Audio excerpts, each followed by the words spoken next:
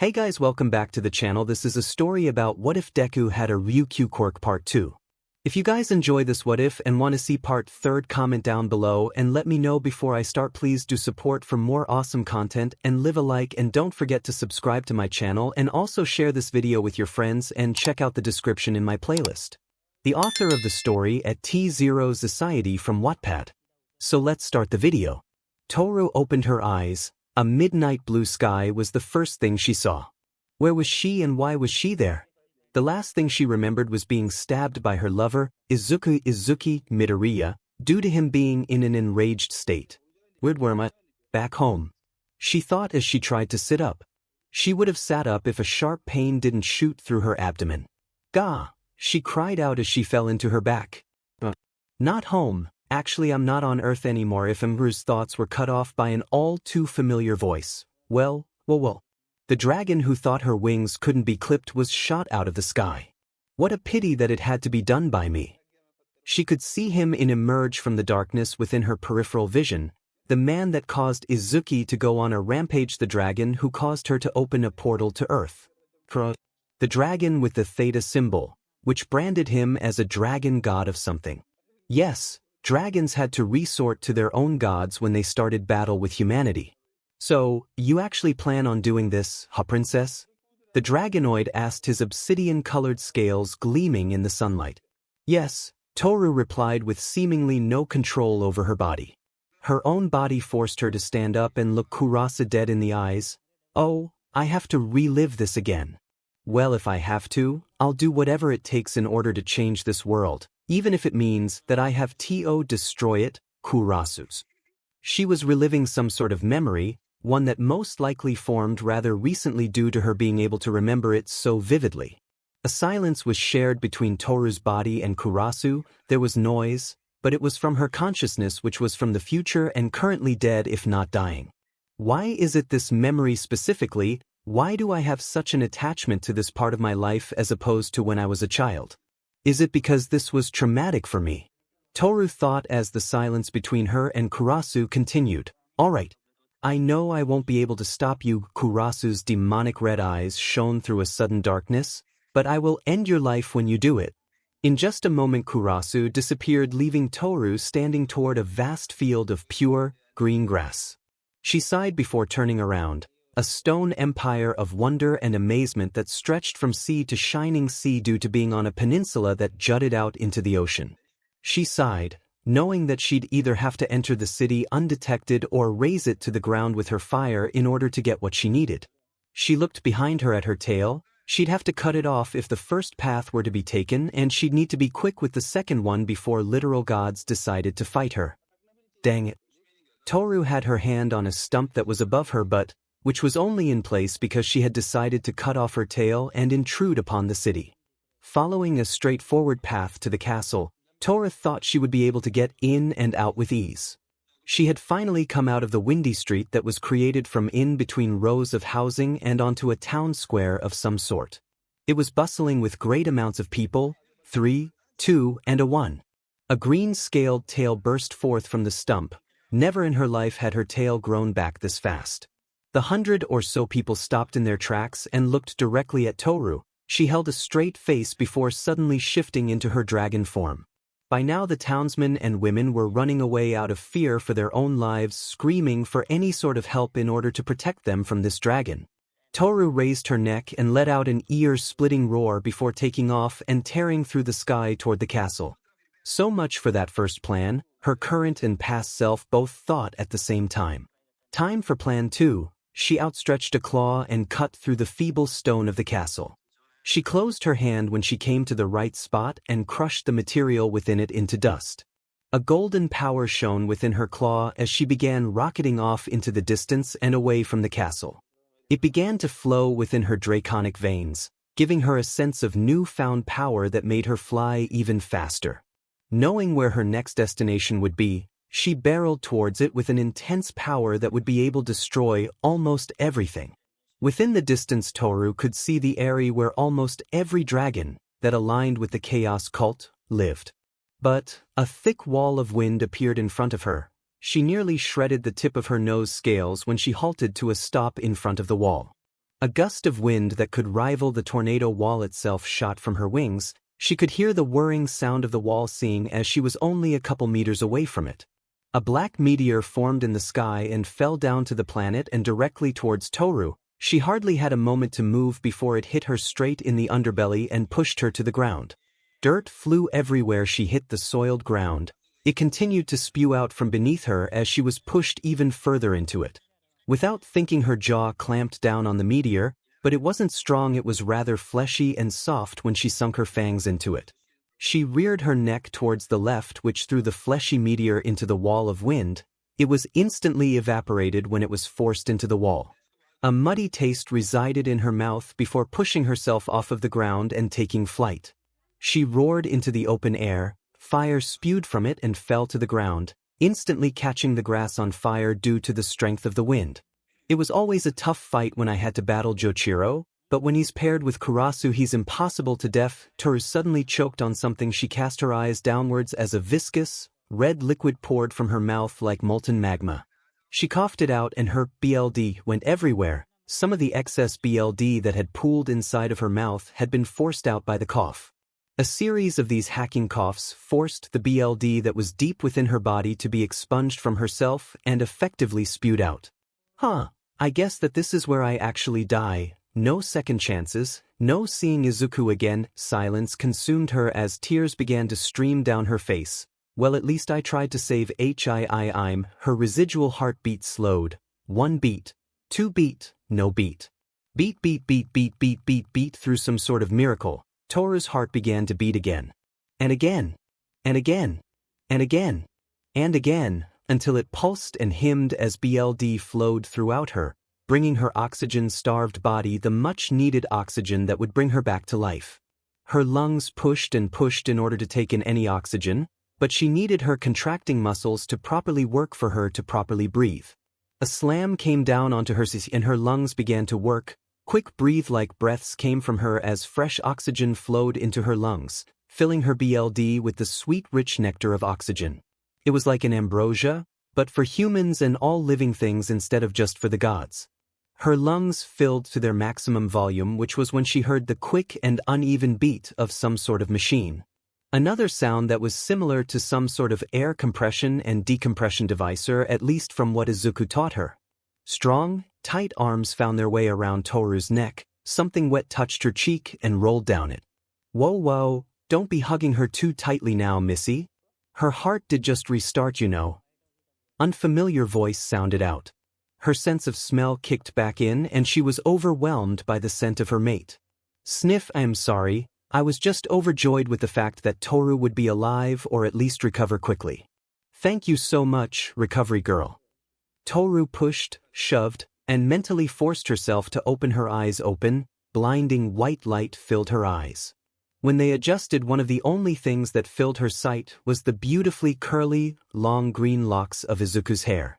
That and her impeccable face filled her gaze, and by God, was it absolutely amazing, phenomenal even.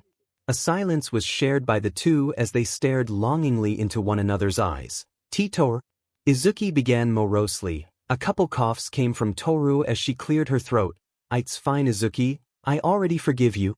Her voice was weak and near unintelligible due to its low volume. A wide smile grew on her face as Izuki began to cry more like sob. But still, she wept for her mistakes. She nearly killed her lover for Christ's sakes. She pulled herself into Toru for a hug that was tighter than ever before. Toru tried to lift her arm, which took a lot of effort, but it was worth it because she was able to comfort Izuki as her sobs became somewhat vocal. There, she said as she slightly moved her hand in order to slide her head. It's all right, Izuki. I'm all right, nothing to worry yourself over, because I'm all right. I'm alive, and it's all because of you, Izuki. She only focused on Izuki. She, despite having killed her, was her world, and she would do everything for her no matter the cost. Which was one of the several hundred reasons she put her life at risk in order to quell Izuki's rampage. And that is exactly what she told her as she continued to comfort Izuki. After Toru comforted her, Izuki felt like the worst piece of shit to ever be alive. I mean, who kills their lover? Don't answer that.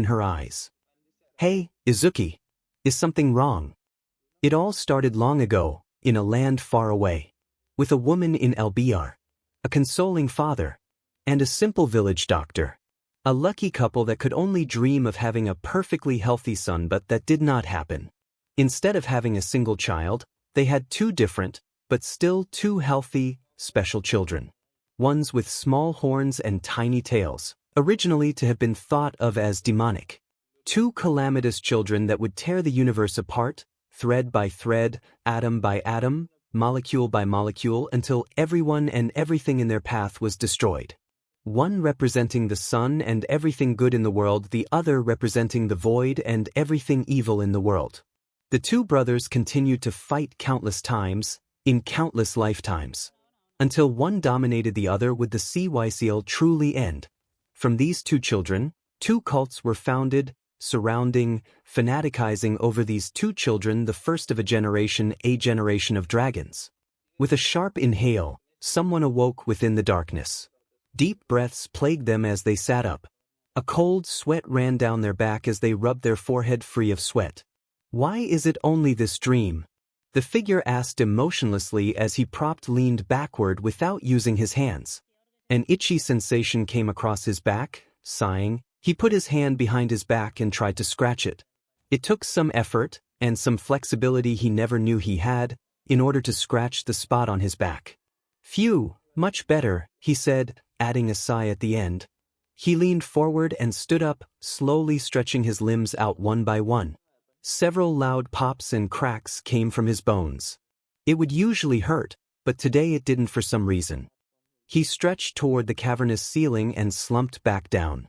He yawned and closed his eyes, which were already adjusting to his dark, dreary surroundings.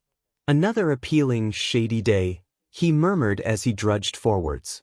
A faint light began to fill up the cave. With each step he took, the light became brighter and brighter and brighter until he came to the exit. He placed a hand on the wall next to him and climbed upwards and out of the exit. A blinding white light filled his eyes and a light breeze blew past him, filtering through his black hair as it did. Blinking a couple of times, his black eyes opened up. Ah, the dreadful sun. How I hate your bright shine. He looked down into the crater that was at his doorstep. How feeble was this world that it could simply be destroyed by a simple landing. How feeble was this land that everything living died at the hands of this man's touch. And how feeble was this man that he had to be stuck in a cave. Step into the light. A mortal wound covered the entirety of his back. BLD dripped from a central hole in his back while the rest of it was scabbed and cut off. It was similar to a scalping, but instead of dying from BLD loss, his veins were entirely black and he felt no pain from this. In 3 years to the date, a calamity will be released into this world. 𝗵𝗃𝗃𝗵𝗃 He turned around. When the sky meets the earth, then so shall heaven meet hell. He walked back into the darkness. That said, when we meet again, then the universe will be destroyed. He sat down and laid upon his back. IzukuxRyukyu, you will meet hell when that day comes. And so too shall I meet heaven with you. With that, he closed his eyes and drifted back off into a slumber. A 4-year-old boy with golden blonde hair stood in the doorway to his house. He had 2 horns that were the color of the sun, but one seemed to be chipped and bleeding. His eyes were full of tears and a slightly taller 4-year-old brooded behind him. That was his brother, the dark child he was called. This was mainly because he was the antithesis of his brother, his exact opposite. The golden-haired child ran up to his mother, who had no horns unlike her sons. "Oh my, what happened to you, 𝗧𝗪?" His mother cried when 𝗧𝗪 clung onto her leg. The little boy sniffled as BLD began to drip from his wound and into his forehead. 𝗵𝗃𝗃 pushed 𝗵𝗃𝗃 into the ground, he said between sobs. 𝗵𝗃𝗃 walked through the door to their humble home. His mother glared at him for what he did. Things like this have happened plenty of times already. So like always, 𝗵𝗃𝗃 did not regard his mother's death glare. She sighed, "What shall I do with you?" She sounded disappointed as she brought 𝗧𝗪 toward a wash basin. "Come on, let's get you fixed up, 𝗧𝗪. Don't do this again, or I swear on the gods you will be reprimanded harder than ever." 𝗧𝗪 was nearly 17. He lived a sort of happy life with his mother. 𝗵𝗃𝗃 wasn't the same as before, but on occasion he still bullied 𝗧𝗪. This was because he was emotional and cared about every life in the world, no matter how insignificant it was. It was the exact opposite with 𝗵𝗃𝗃. He hated existence. He knew that everyone and everything was evil. Because of this, he grew to distaste anything with a pulse or BLD, which is what led him to kill his own mother. That was the first time he took a life, and it was his own caretaker's. When 𝗧𝗪 found his mother on the ground and laying in a puddle of her BLD, he went berserk. His brother that was nowhere to be found was the source of his anger. He was steaming with rage, so he went outside. His talons retracted from his hand and he swiped at the trees with them. In a few moments, the trees that were unlucky enough to receive his blow fell down to the ground. His eyes became more reptilian, with the slanted pupil becoming ember red. The horns that were on top of his head began to shift towards one another, but were promptly stopped when 𝗧𝗪 saw something take off past the field of tree stumps. He watched it fly through the air. When it suddenly ceased flight and stayed in one place, 𝗧𝗪 ran into his house. He slid over to his deceased mom and curled over her in order to protect her. For a few seconds the air around 𝗧𝗪 had become silent. Then, a large gale of darkness shot through the house and directly into his back. A scream of pain was the only thing to pierce the air as 𝗧𝗪 was shot in the back by who he could most likely assume was 𝗵𝗃𝗃. After about 20 seconds the gale stopped. 𝗧𝗪 was breathing heavily. He and his mother's body were unscathed, while everything around them was absolutely destroyed. A crater was formed around him. A wall of scorched scales was coming out of his back and projecting itself outwards. When he moves his head upward, the scales cracked and turned to dust in a singular moment. 𝗧𝗪 sighed, knowing that he'd be safe, but a still feeling of anger resided within him. Just how far would he go in order to kill 𝗵𝗃𝗀? It didn't mean a thing to him at the time. The only thing he had on his mind and in his hands was his mom. So he began to bury her at her favorite spot in the entire world. The hill where she first met his father. It was a scenic location, one that became gorgeous when night fell. Getting to work, 𝗧𝗪 dug a grave out into the dirt, thinking about how to fight his brother now that he possessed a new form and avenge his mother. It was almost dawn. The gorgeous sun was slowly coming up above the horizon. 𝗧𝗪 was already awake and in front of his childhood home now turned to rubble. The sun was barely hanging in the sky. He currently stretched in a field of grass that went on for as far as the eye could see. He brought up a hand to his chin and pushed it leftwards, cracking his neck. He then did it in the opposite direction before extending upwards toward the sky. A lungful of breath was taken in by him. Looking directly toward the sun, he brought his arms down to his sides. Well, I guess it's time. He turned around, exposing an orange-colored dragon tail with a tan underside. His body began to shift rather quickly into that of a dragon's. Before the transformation was over, a large cloud of smoke surrounded the dragonoid. An elegant crown of yellow and orange appeared out of the smoke. A snout spewing out smoke and flames joined with it as a pair of golden eyes came out of the smoke. A single roar from the beast was all it took to clear the smoke forming around it. A large dragon that resembled the warmth of the sun or even a fire emerged from the smoke. It had 4 claws that were the size of several horses, 2 elegant wings that had a wingspan of 13 meters, and a large jaw with rows of sharp teeth that gave it a menacing appearance. With a couple of wing beats, the dragon took off in the direction of the moon. His counterpart, his archenemy, his brother, awaited in that direction. It was time to put an end to his reign. He disappeared as he flew and in a couple of moments came to be in front of a set of 3 valleys that crossed over one another, creating a triangle pattern. The dragon knew that in the center of it was an entrance to a large cavernous system. Or at least there should be if his sources were correct. Within another moment a large tornado of fire shot down upon the land from 𝗧𝗪. Everything within the valleys was ablaze, all but the cavern's opening. And he soon realized why it was like that when a beam of dark energy shot out of the hole and directly at 𝗧𝗪. He promptly dodged before flying directly towards the quarry. Blasts of pure shade shot at 𝗧𝗪, but, similar to a bullet, he moved fast and moved past every beam. A vortex of flame was fired upon 𝗵𝗃𝗀 in his hole. So far, it seemed like 𝗧𝗪 would be able to enact vengeance on 𝗵𝗃𝗀, but something unexpected happened. 𝗵𝗃𝗀 shot through the fire and towards 𝗧𝗪 like a freight train and tackled him. Claws sunk into 𝗧𝗪's underbelly and a jaw clamped onto his neck. When 𝗧𝗪 hit the ground, 𝗵𝗃𝗀 began to fly and drag him in the dirt and fiery trees. Regaining his focus, 𝗧𝗪 quickly clamped onto his brother's jaw. He forcibly separated the two from each other. Pops, cracks, and BLD shot out from 𝗵𝗃𝗀. He was wrestled to the ground and he could feel his tail being stepped on by 𝗧𝗪. Taking a deep breath, 𝗧𝗪's lungs began to fill with flame, which he then released into 𝗵𝗃𝗀's open mouth, cooking him alive from the inside. A roar released from 𝗧𝗪's throat as he exhaled this fire. After 𝗧𝗪 was sure enough that he seared 𝗵𝗃𝗀 well enough, he let go of his jaw and plucked the claw out from his body. In an instant he collapsed next to his brother. He was already dying the moment he took the claw out as there was a sword-like line that cut through his flesh from the inside. His neck fell down and he took one last look at his brother. His scales were charred black and a smell of burning trees surrounded him. His eyes slowly closed, his breathing grew less frequent, and BLD poured from him.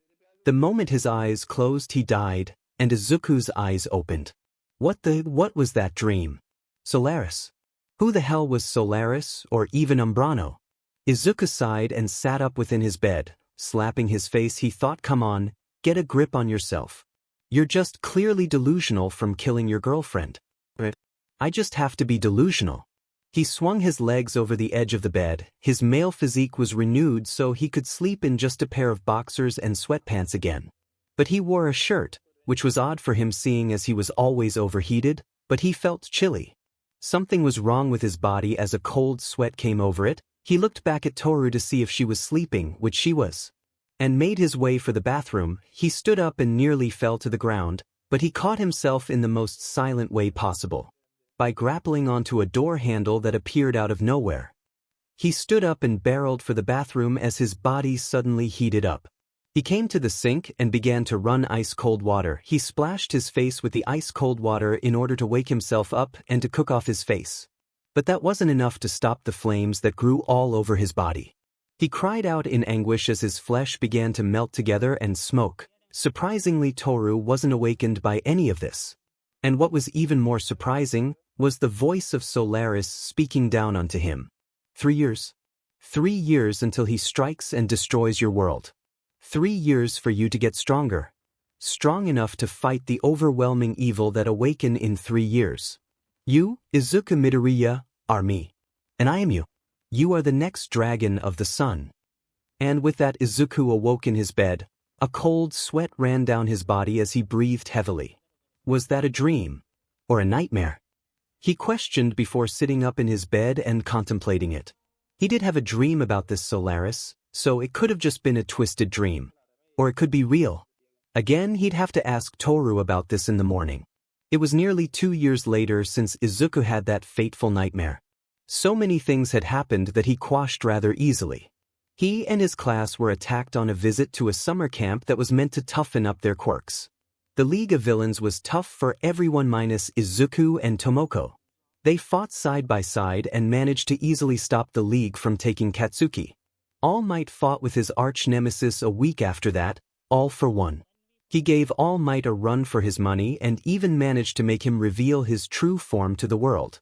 But somehow, some way, All Might persevered and showed that his will is stronger than All for One's. Izuku fought 𝗵𝗃𝗧𝗏 and somehow beat him. Maybe it was a fluke or he really was stronger. To that question Izuku just said no. One of the toughest battles came when he fought 𝗵𝗃𝗧𝗏 and won at the cost of getting shot with an anti-quirk agent. It obviously had no effect on him, because he used magic and not a quirk. But it should have been erased due to the active ingredient in that agent, was the BLD of a girl that could revert things to their prior forms with her quirk. He did feel it act on him just a bit, though he had no idea why it stopped after a couple of seconds. It amazed 𝗵𝗃𝗧𝗏 that Izuku stood after getting shot. It amazed him even further when he kicked his butt. Other than that, nothing too important happened. It was pretty bland even when he was the next shining hope for the future of heroes. He was just seeking a fun battle which he was about to have. For every day during that gap he trained until he could prove himself stronger than any single dragon. A well-built body and a strong mind could prove lethal to any man as well as some dragons, if he was smart enough. But he wasn't smart, he was ingenious. He was creating several moves that Toru had never seen being used by a dragon. For example, he created an attack where he takes to the sky with his dragon wings, then casts down random objects of fire, mainly spears and javelins, at his foe. Another was a move where he creates a large globular flame in his hands, which he then detonates, releasing a large amount of light, which is enough to blind a mere human, while also shooting fire off in every direction. It had been almost 2 years since Izuku transformed into that demon and killed Toru. He figured that the weird tattoos that covered their bodies were a binding curse. Due to their weird patterning and the color of them, he had to assume that her life was connected to his. So that if he ever died, then she would die, but this shouldn't be vice versa. If she died, then Izuku most likely wouldn't die due to the nature of any curse. It usually only made one party receive the large negative effects of it, and it was upon the one that the curse was aimed for.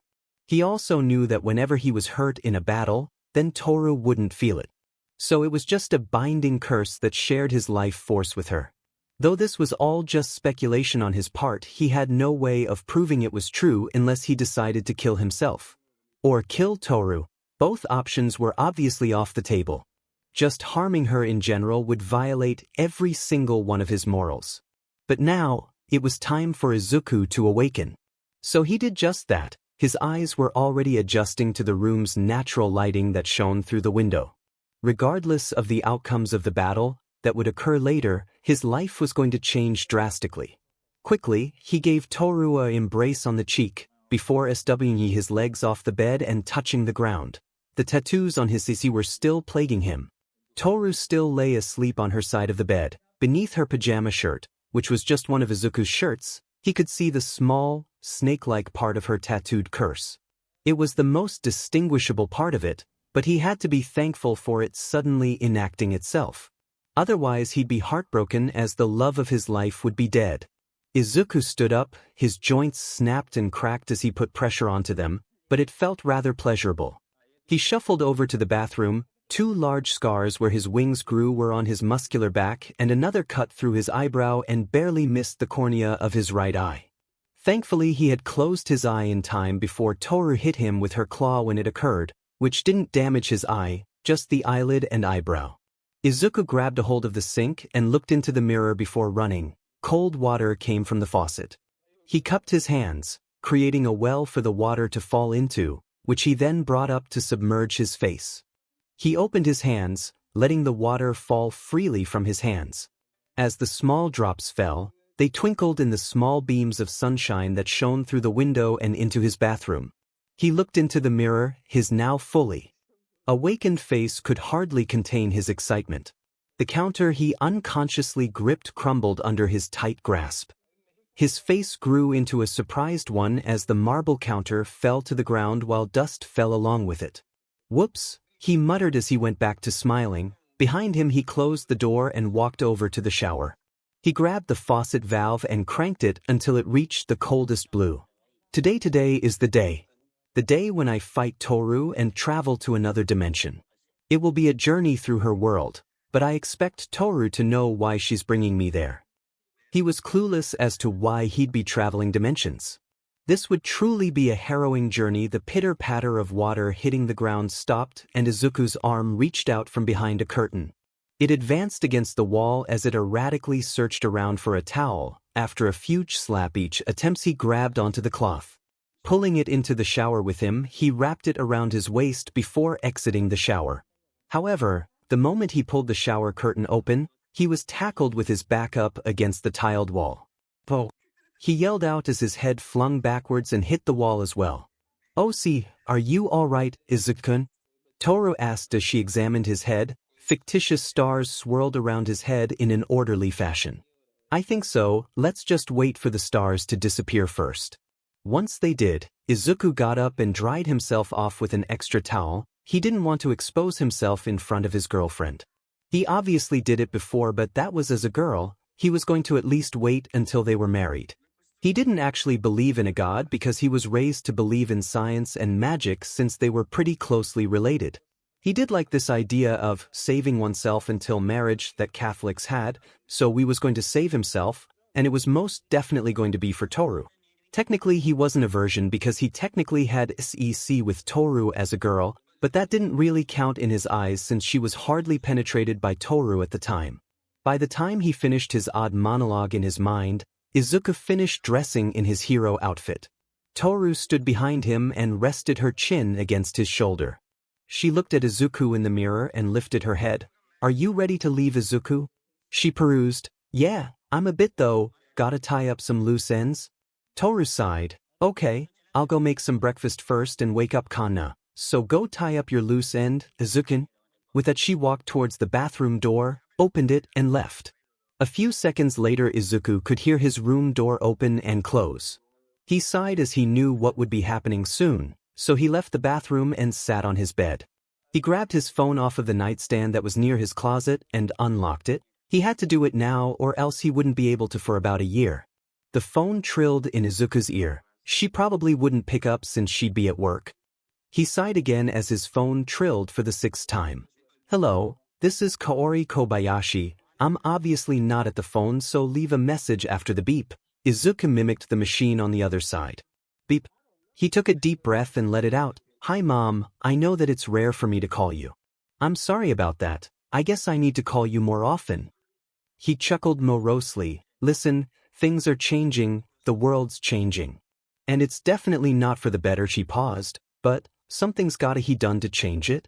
Something has to change the course of the world, and that something..." His voice broke as a tear fell out of his eye. "Is me. I'm sorry about only bringing it up now. I didn't know how to break it to you.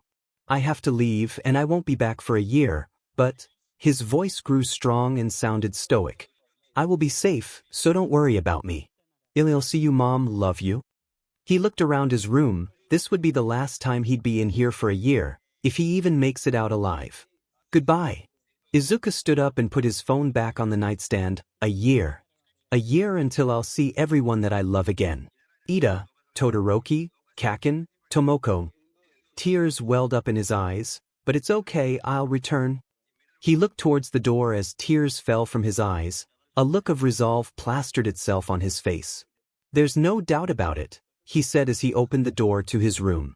He walked out of it. Somehow Toru was already done making breakfast for both him and Kanna, who was excited to go back home. All right, Toru, let's eat breakfast and head off to 𝗵𝗃. Izuku held Kanna's hand as Toru opened the front door to his apartment. The three of them walked out of the door and up to the roof. Are you ready, Kanna? We're going home today. Kanna, who was definitely older looking than she was 2 years ago, shrugged. I'll see some of my old friends, but then again I was exiled by your dad, Toru. Toru scratched her chin as she walked up the stairs. Fair enough. She cleared her throat. But what about Fafnir and Lukoa? Weren't they friends to you, Kanna-chan? Kanna nodded slightly. Yeah, they were also kind of like parents in their own odd ways. Toru laughed lightly. Good. Now are you guys ready? She turned around and Izuku was already in his Dragon Force form. Yes. Toru smiled. All right, then let's get going. She ran towards the edge of the roof and jumped off of it. Within a few seconds she came flying back up as a dragon. Soon after, Izuku followed suit with Kanna being held in his arms. The crisp, cold morning air was refreshing to Izuku. It was much better than the city's smoky air that smelled awful. The wind resistance that he faced was almost nothing despite the fact he was traveling at around 100 miles per hour. Maybe it was due to how peaceful his surroundings were. At the moment, however, he didn't care. The sun from the northwest was soothing on his scales. The light gleamed off of them, producing a glistening obsidian-like color that only complemented him. The warm sun clashed with the chilly air around him, leaving him in a state of being lukewarm. It was fairly nice that he wasn't suffering from the harsh heat or the chilled cold. A state of in-betweenness was absolutely perfect for him at the moment. But that attained perfection crumbled away when he landed in a clearing upon 𝗵𝗃 where Toru awaited him. Izuku set Kanna down, where she then scampered off towards a fallen oak log that lay on the ground. She then sat down on it and observed Toru and Izuku facing one another, one as a green dragon, the other as a dragon-slaying man with razor-sharp claws. You ready? Izuku asked with a sneering grin creeping onto his face. Toru didn't even speak, she just roared out. A bit of flame seeped out of her mouth. Izuku roared out as well before springing into action. However, he was swept backwards when Toru took to the skies. So that's how it's gonna be. Well, fine, two can play this game. His wings were already moving and fast enough to reach Toru in moments. He swept his claws toward her, but felt something solid hit his head, causing him to spiral down into the ground. His world spun around as he felt concussed from Toru slamming her claw down into his head. Thankfully, his thick scales absorbed most of the impact, which meant a quicker recovery for him. So he regained his composure mid-fall and flew back up to her before crashing into the ground. Izuku's body was now coated in fire that only seemed to burn brighter and grow stronger the closer he got to Toru. Meanwhile, with the battle that was occurring, Kanna discovered a frog within the log she was sitting upon. She was amazed by its hopping, so when stars appeared in her eyes, she imitated the frog's hopping. Izuku suddenly crashed down into the log Kanna was sitting on, which splintered it into thousands of pieces. He was dazed and confused from the shock of the impact. Something strong was stabbing his back, but he didn't care. He got back up and flew towards Toru again. This cycle of Izuku losing and getting thrown into the ground repeated. He wasn't going to win unless he was prepared to harm her. A fiery flurry of flame surrounded Izuku. Its original red coloring grew tainted with surges of yellow. A silhouette of Izuku was standing in the center of it, unflinching and unmoving to the world around him. His body shifted a centimeter to the left when suddenly Toru fell to the ground. Izuku stood atop her with an electrified claw pointed toward her neck. Where he once stood, swirling scorch marks surrounded his old set of footprints. As Izuku sighed, his dragon-forced form dissipated, causing him to fall to the ground. Pain echoed throughout his human body. He collapsed onto his back out of exhaustion, which caused him to slide down Toru's neck. When he hit the ground, Toru turned into her likable and friendly-looking humanoid self. A small bruise was on her neck from where Izuku kicked her when electricity was flowing through his body. Meanwhile, Izuku had a myriad of mysterious bruises that were placed all throughout his body. Izuku took in a deep breath as his heart in his ear. He wondered if it had burst out. A good fight. He looked at Toru, who was above him and partially panicking because he collapsed. Is your head all right, Izuku? Izuku furrowed his brow. Yeah. Why do you ask? She glared daggers at him. Because I hit you repeatedly in the head. She trailed off as it was pretty self-explanatory where her worry came from. Seems my scales prevented damage. He brought a tense fist up to his head and rapped against the skull. A hollow thunk sound came from it. See. Nothing to worry about. A faux smile appeared on his face as a small drop of cold sweat ran down the back of his neck. All right, Toru spoke before sighing in defeat. Whatever you say, Aizu. In response to the nickname, Izuku stood up. His muscles cried out with pain. He looked at Kanna. The frog she'd been imitating somehow ended up on her head. He chuckled as he walked over to her. How'd this little guy get here? He held out his arm in front of Kanna, to which the friend atop her head leaped onto. The frog then jumped off after he put his hand level with the ground. He looked back at Toru. A small rift in the air was right next to her. We ready to go, Tor? Izuku picked Kanna up and walked towards Toru with her. Yes, sir. To open this we just need to pump our magic into it. Which was false, seeing as it opened as soon as Izuku touched it. A grassy, green field was on the other side of the portal. Shall we head out? Izuku put Kanna down and gestured toward the open with an open hand. Toru took his hand and pulled him into the portal with her. He found himself on the other side of it. A appealing blue sky hung over his head. The strong scent of clean air and grass wafted into his nose. Are you sure this isn't heaven, Tor? 'Cause it sure feels like everything's so calm. It's amazing. Izuku spoke as he took a few steps away from the portal, causing it to close and become a rift once more. He threw his arms out as to exemplify the vast green fields that surrounded them. I mean, come on. This is just beauty personified. He turned around and his bright smile faded. A dragon had both Kanna and Toru in its hands. Izuku couldn't even get a word out before a tail swung from nowhere and smacked him into the distance. His back hit a tree and the recoil flung his head back, causing him to slam his head into the bark. The world around him quickly darkened as he fell to the ground, unconscious. Beyond every dirt road, a young 16-year-old boy began, is just another village of dirt. Holding a spear in his hand, he moved it at and around the hay dummy in front of him. But at least it's one I'm proud to call home. He unleashed a flurry of jabs and stabs that lasted for 10 seconds before stabbing the dummy in its head. The boy, after wasting most of his energy on trying to extend his breaker art, sweat rolled down his face and all around his body as his muscles began to cool down from being overheated. He got out of his stance and held his spear in one hand as he wiped his brow with the other. Morning, Oniai-chan. Are you ready to head to the city today? A small girl wearing rags said from behind the boy. Yeah, I was just practicing. Yui smiled. She looked highly up to her brother. All right, let's leave when you're ready then. Her brother sighed and sheathed the spear in a makeshift elder scabbard then was slung over his back. I'm ready now, so we can go. He turned to face her and was faced with her dirted face. Oh, come on, Yui. He pulled a rag out of his pocket. You know we can't go to the city looking like we just bathed in dirt? He wiped the muck off of her face. But why, Kazumi-oni? If you don't have a clean face, then city-goers look down on you as if you're worse than refuse. When the last bit of dirt came off of Yui's childlike face, it gleamed brightly with the sun's rays that reflected off of it. There we go. Kazumi stood up as he spoke and put the rag back in his pocket. Much better.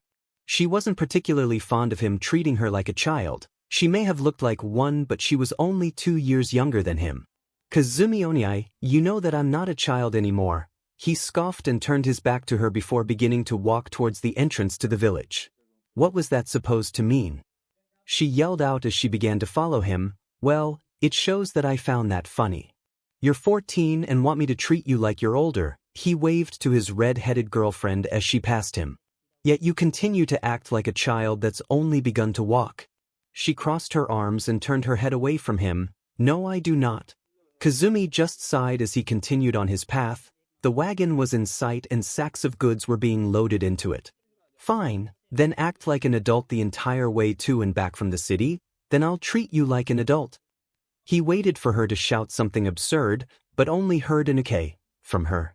He chuckled before grabbing the last sack and climbing into the back of the wagon and setting it down. He walked through the hull of the cart and lifted one of the flaps up to reveal the seat and his father standing next to it. Good morning to you, Otoshi-san, Kazumi said with pride and a warm voice. His father's left eye was shut. Good morning to you as well. He pauses before speaking again. So I take it that you're traveling to the city?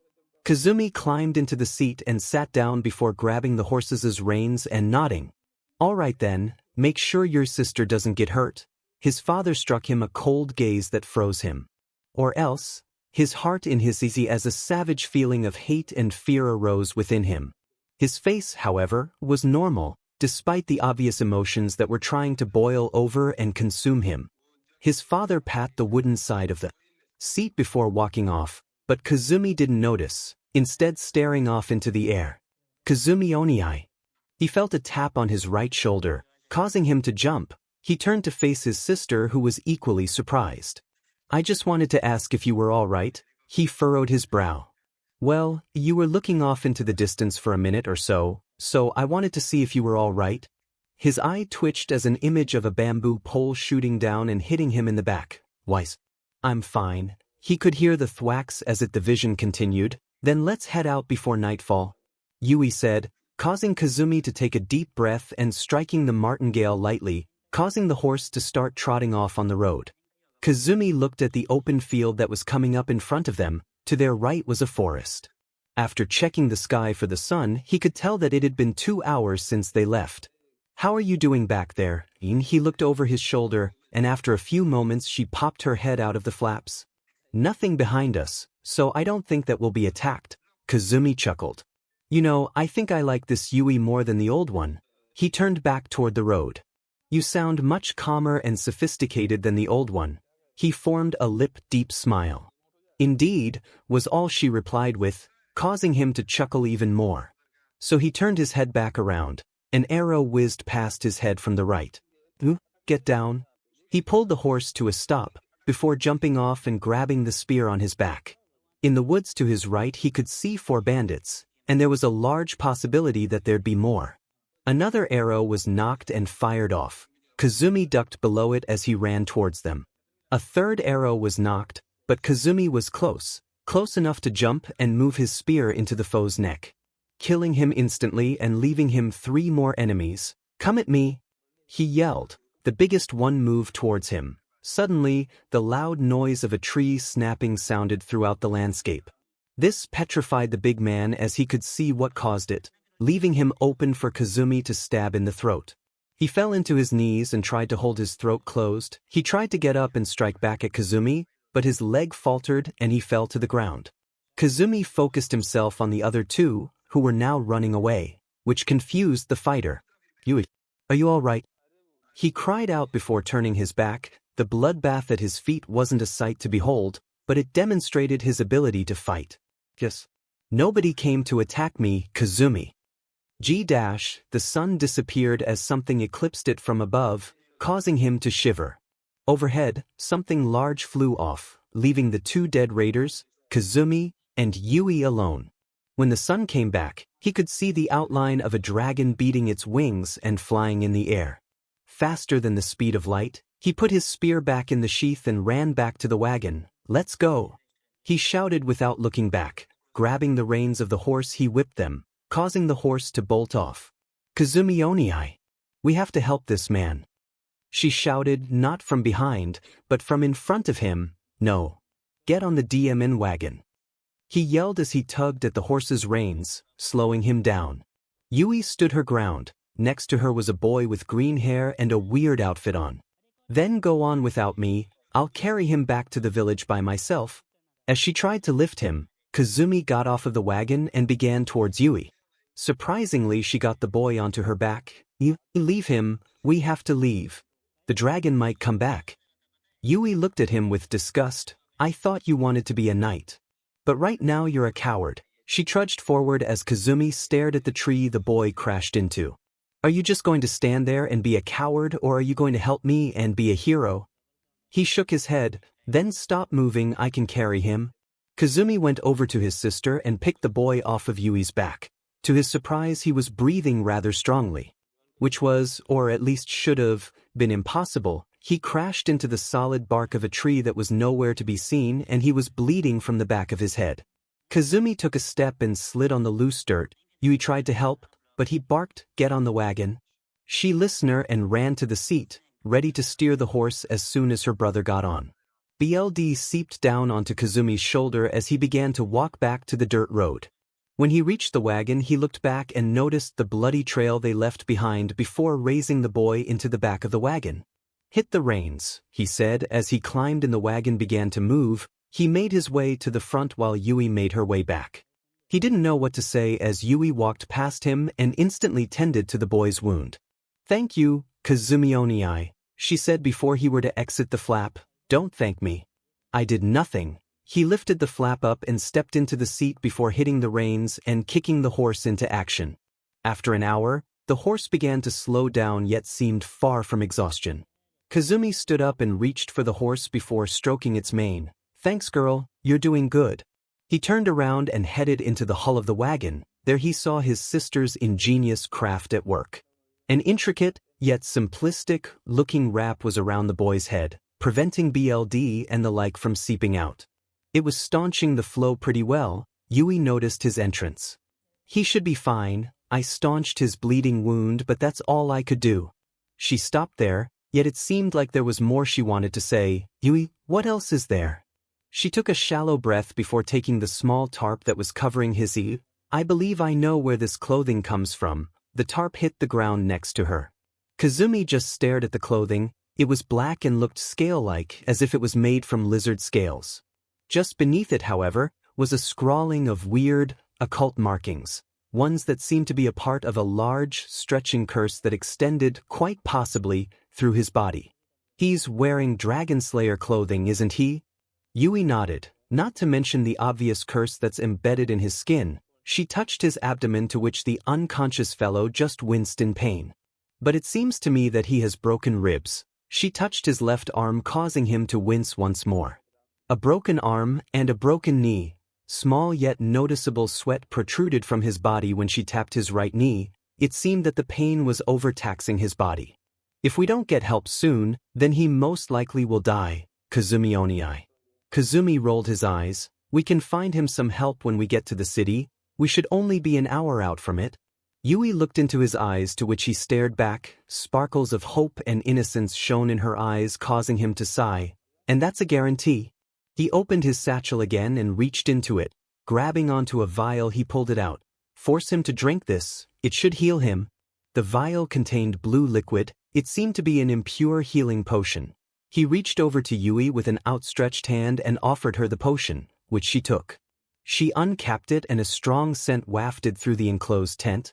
Are you sure this is safe for a human to consume? This smells as if it could kill a dire bear. 𝗬𝗍𝗵 sighed. Yes, it's good enough. Just use it on him for gods.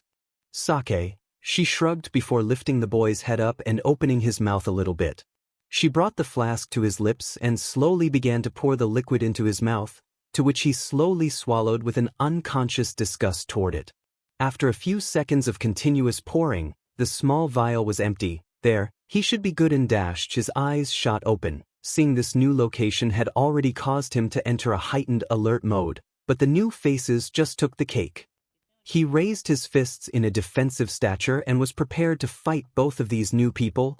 Gods! Yui shouted as she quickly fell backwards onto her hands. She scrambled for the back of the cart as 𝗬𝗵 unsheathed his spear with unprecedented speed.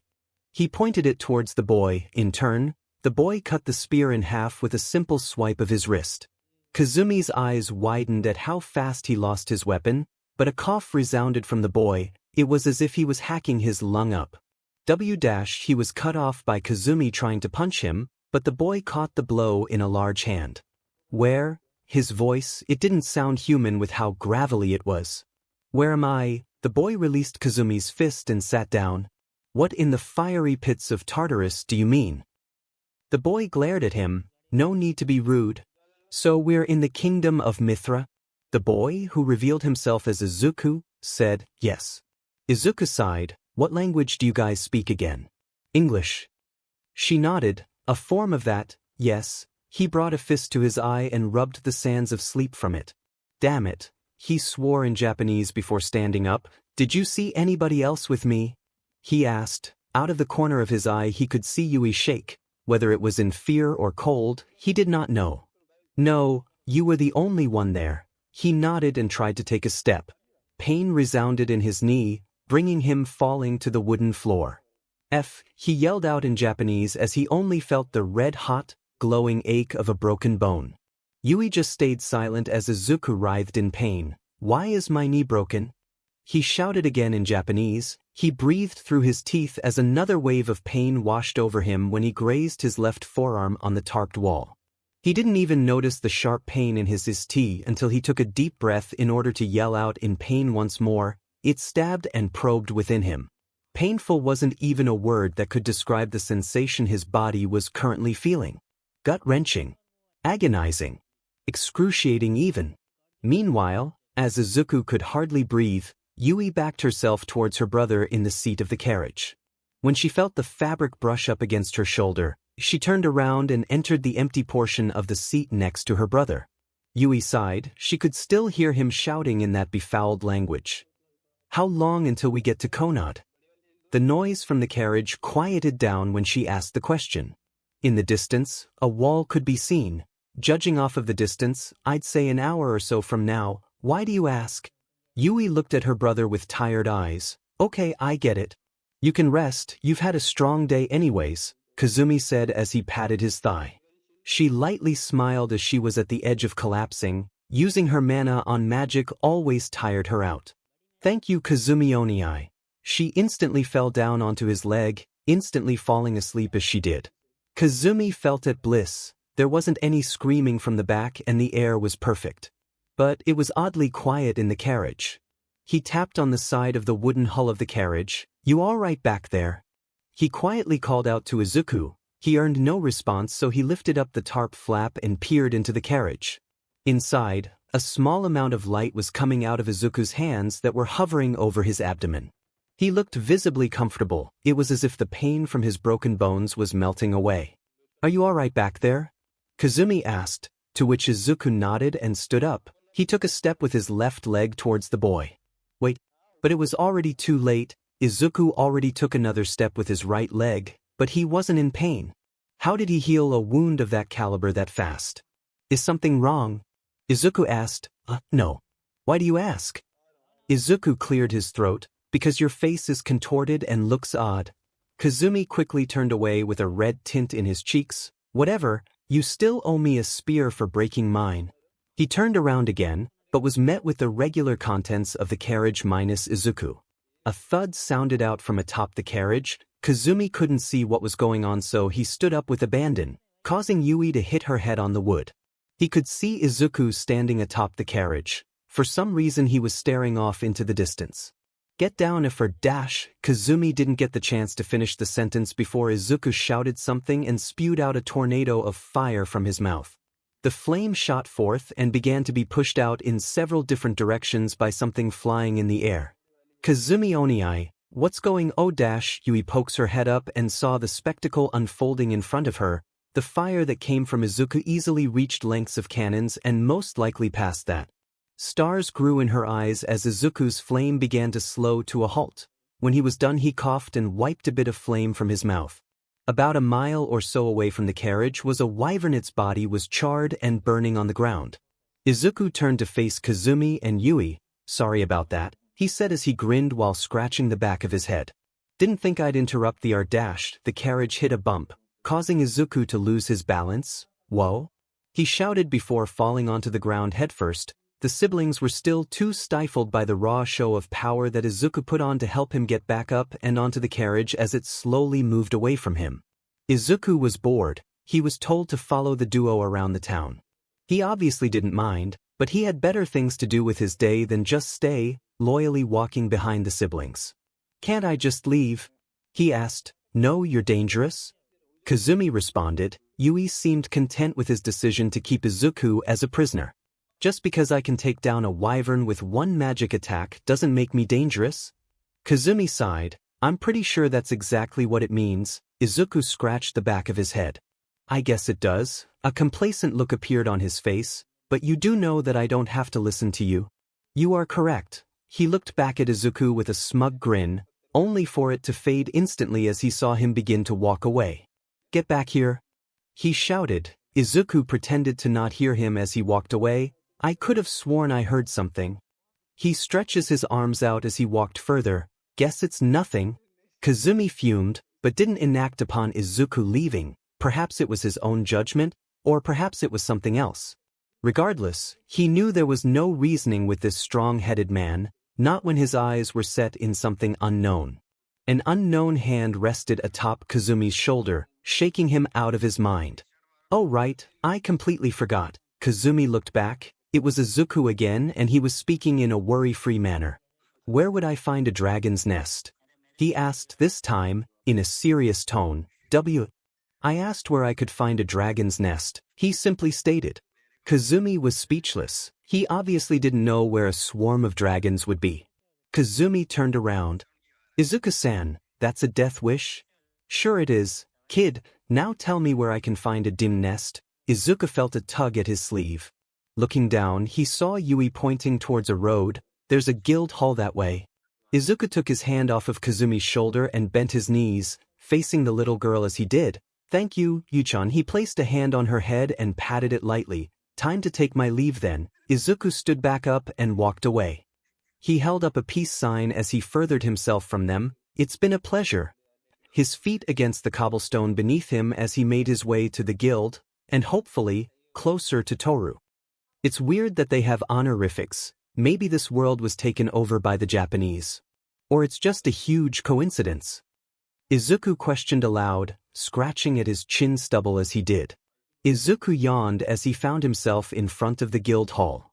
It looked disinteresting, like any other normal building, perhaps even an eccentric tavern. Regardless, this is where he would find answers about his personal quest. He cracked his neck, craning it from side to side before a resounding pop came from his bones. Izuku pushed the wooden doors open. It was rather calm, like his attitude about the situation he found himself in. Several curious glances found themselves affixed to Izuku as he walked into the building and towards the counter. Perhaps it was his odd choice of outfit, maybe his new face, or perhaps it was because of how casually he strode into here.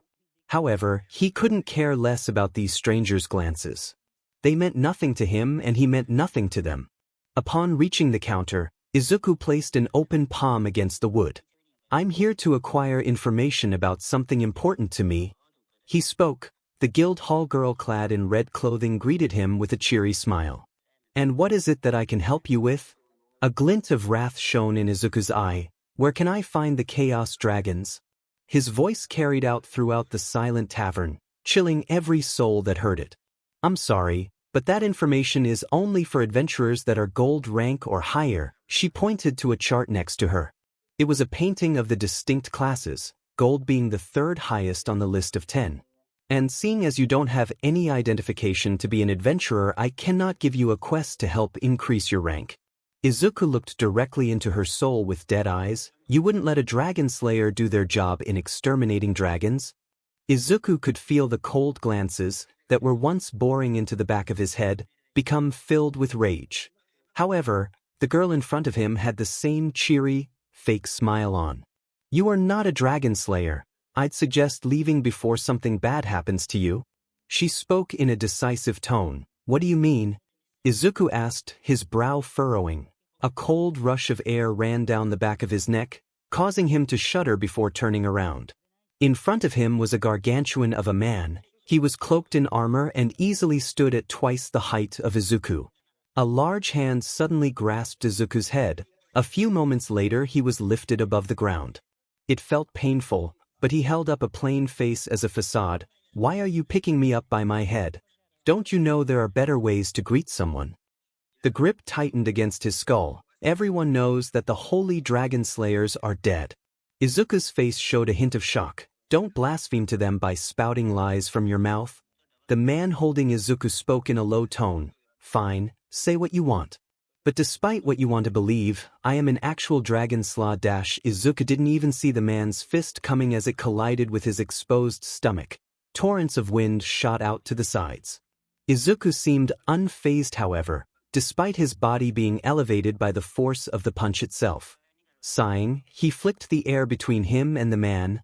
A large gust of wind forced the two separate from one another. Izuku landed on the ground with his face toward the ground. "Like I said, I am no liar." The man looked at the green-haired boy with rage as he got and began to run towards him. Another fist collided with the top of Izuku's head, and yet again he seemed undamaged. A flurry of punches collided all over Izuku's body. He began to stand upwards, his body becoming more coarse as time went on. When his spine finally straightened out, the punches came to a sudden halt. Izuku was holding the man's right fist in his hand. In Izuku's eyes, a glint of something inhuman could in them.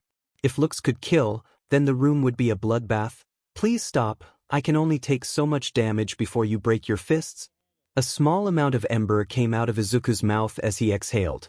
The skin that was covering his 𝗧𝗍 and abs had completely turned into scales. Unless, Izuku's eyes looked as if a fire had been lit inside of them. "You want to break them?" The man was visibly afraid of Izuku. There wasn't a proper way to tell if he was lying without beating the snot out of him. It just so happened to be the wrong move, as Izuku was staring daggers at him. With how menacing he was, he could get a basilisk to stop dead in its tracks and run away. "Good, your silence leads me to believe that you don't want to fight." Izuku's scale armor faded in a mere moment, leaving him vulnerable to any attacks as he turned around and faced the quest counter again. A blue bolt shot across the room, aimed directly for the boy's head. He sighed. A yellow wall appeared out of the thin air and absorbed the shocking impact from the projectile. "So where is this dragon's nest?" he asked again, paying no mind to the fleet of blue arrows being shot at him from behind. The guild girl was mesmerized with what was going on in front of her, but Izuku's snap woke her up. "Sorry," she said before grabbing a map from under the counter. She unraveled it and pointed to a location far from the village.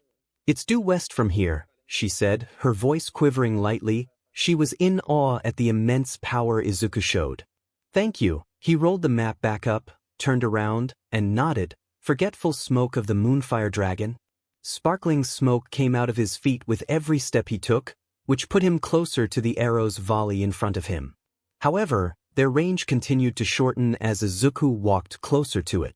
Behind him, the guild girl fell to the ground. "It's finally working now, great." Soon enough, everyone in the room collapsed to the ground, unconscious as their minds shut down.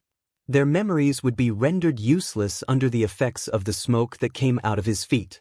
"Torukan, I'm coming to save you," he said, full of energy. It seemed he was invigorated for the journey ahead. Despite how long it was, he was prepared to take it. He was prepared to do anything in his power to save Toru. And walking a few hundred miles was but a drop of blood into the ocean for him. It was nothing in his eyes.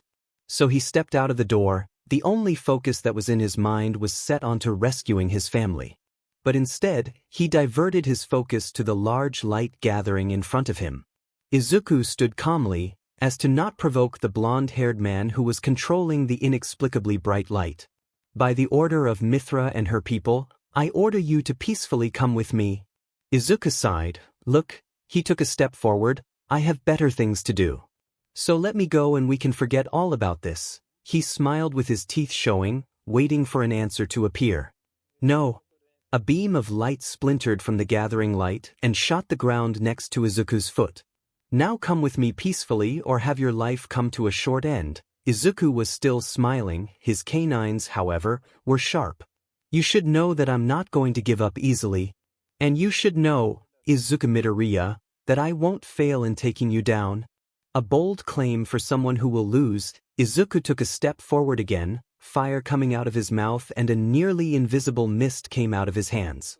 But for now, Izuku raised his arms and put his hands behind his head. I'm going to surrender. I see that there's no need to provoke the people of this world. The smoke from his hands. All right then. The man dropped his guard and the light dwindled from within his hands. Izuku chuckled a bit. What's so funny? The man asked. What's so funny you ask? You're the fool that dropped their guard. Izuku took a single step and the mist seeping out of his hands suddenly erupted out, covering the area around him. It grew denser as well, making everything impossible to see. Now Izuku could easily win this confrontation without violent methods.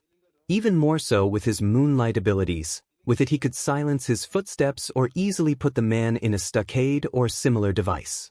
But this time, he'd use it to create a barrier around the man and run away. He couldn't spare time to fight with the humans of this world with everything that was going to happen in his own.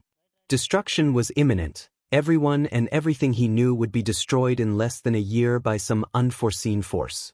Perhaps it was the dragon he encountered before he turned into a girl, perhaps something else. Regardless, there was a reason that Toru made him come to this world, and he'd have to rescue her to find out just what it was. You'll be free within 10 minutes, but I'll be long gone by then. Izuku spoke, wings slowly forming with each word. Regardless, I'd pressure you to not follow me. You never know what might befall you. A gust of wind from Izuku's wings pushed all of the smoke away and put him in the air. When all of the smoke cleared, he held up a peace sign and took off into the air, hoping not to confront more of humanity in this realm. After flying for 3 hours, Izuku had made it to his destination. For in the distance, was a dragon's eyrie. With his end location less than 6 miles away, he decided to land in order to gain some of his energy back. He silently touched the ground. Within the forest he was above, and instantly got to work. He gathered dry leaves and a bunch of fallen branches. Under the only fir tree in the forest, he found 2 rocks, one on top of the other. Odd, he said before picking them up. On the bottom of the one in his right hand was a red X. He raised his brow, ultimately shaking the mark on the rock off, thinking of it as nothing but a mere coincidence. A quick chill went down his spine, as if a spirit of the dead passed through him. Regardless, Izuku was quite exhausted from flying non-stop and was focused on building a fire. So he created a small makeshift campfire and placed the dry leaves within it. He crouched over it and struck the stones against each other, creating a small spark that landed on the campfire. As if on command, the entirety of the leaves caught fire and created a decently large flame. Finally, some good food, he emptied his lungs and took in a deep breath, inhaling the fire as he did. A nice leafy green taste entered his mouth as he ate the fire from the campfire in front of him. A full feeling consumed his stomach after he finished eating, which quickly faded when he burped up some smoke. He swatted the smoke from his vision, clearing it with ease. In the distance he could see a buck. Its horns were magnificent as it prodded at the ground in front of it. Izuku smiled, captivated at the elegance of this lone deer.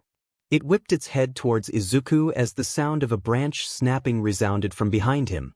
A loud clanging sound came from Izuku's neck as it deflected a green blade, flaming grasp of the fire dragon. He calmly spoke as an orb of fire appeared in his hand and shot outward behind him, branching out in several hundred different ways.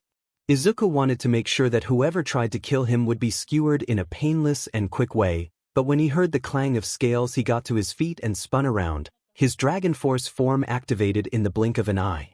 A plain black-haired man with red eyes and busted glasses stood there. He stared painfully menacingly at Izuku. "Who are you?" Izuku asked. "I am 𝗵𝗃. I've been tasked with helping you rescue Lady Toru and Lady Kanna from the Dragon King." "Then why attack me?" 𝗵𝗃 continued to look painfully bored. "To test you whilst amusing me." Izuku lowered his guard. "Why is every dragon I meet wanting to kill me?" He muttered, "Because humans tend to be a tornado of thorns in our side." 𝗵𝗃 said, "Okay, that's actually fair since I did retaliate against you with killing intent. Trust me, I want to kill you for breaking my glasses, but we must focus on saving those 2 first before we start killing one another." Izuku nodded. "Yep, this dragon is going to drive me into the ground with insanity," he thought. Well, what are we waiting on? Let's go storm the area. He cried out, glory and bravery slipping off of his tongue with each word. Standing on the precipice of the forest, a wave of anxiety and fear washed over Izuku. He was staring upwards, his gaze intently glued upon the flying mess that was surrounding the dragon's area fixed atop the black mountain. He gulped. The mass was moving quickly, so there was no true way to count how many dragons and wyverns there were up there. But it was a lot. Come, we still have to travel further, 𝗵𝗃 spoke as he passed Izuku from behind. Alright, he stuttered out. Seeing him stutter was like seeing a cocoon in the wild hatch into a butterfly, a rare occurrence. It almost never happened, for he never felt extremely fearful or even nervous. Right now, however, he felt as if he'd be stuttering for the rest of the day and night. Terror wasn't the word he'd use to describe the feeling enacting on his heart, making it palpitate to the point where it'd burst if it was touched. He didn't know exactly what was making his heart beat rapidly, but it was mostly a mix of consternation and panic. Panic that he wouldn't be coming out of this alive. Consternation that he wouldn't be able to save Toru and Kanna.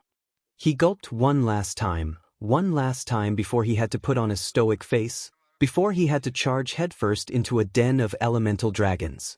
And so he followed 𝗵𝗃. Gritting his teeth, Izuku looked forward with dead, but aware, eyes. He looked ready to kill. Perhaps the true emotions in his heart began to show. Indeed, emotions of rage had been boiling in his heart from the moment his family was taken from him. He followed 𝗵𝗃 until he stopped. In front of the two was a large cavernous hole within the mountainside. So this is where we enter from? Asked Izuku. Of course, there'd be no way we could get through topside. 𝗵𝗃 continued to walk forward, getting swallowed up by the abyss of darkness within moments.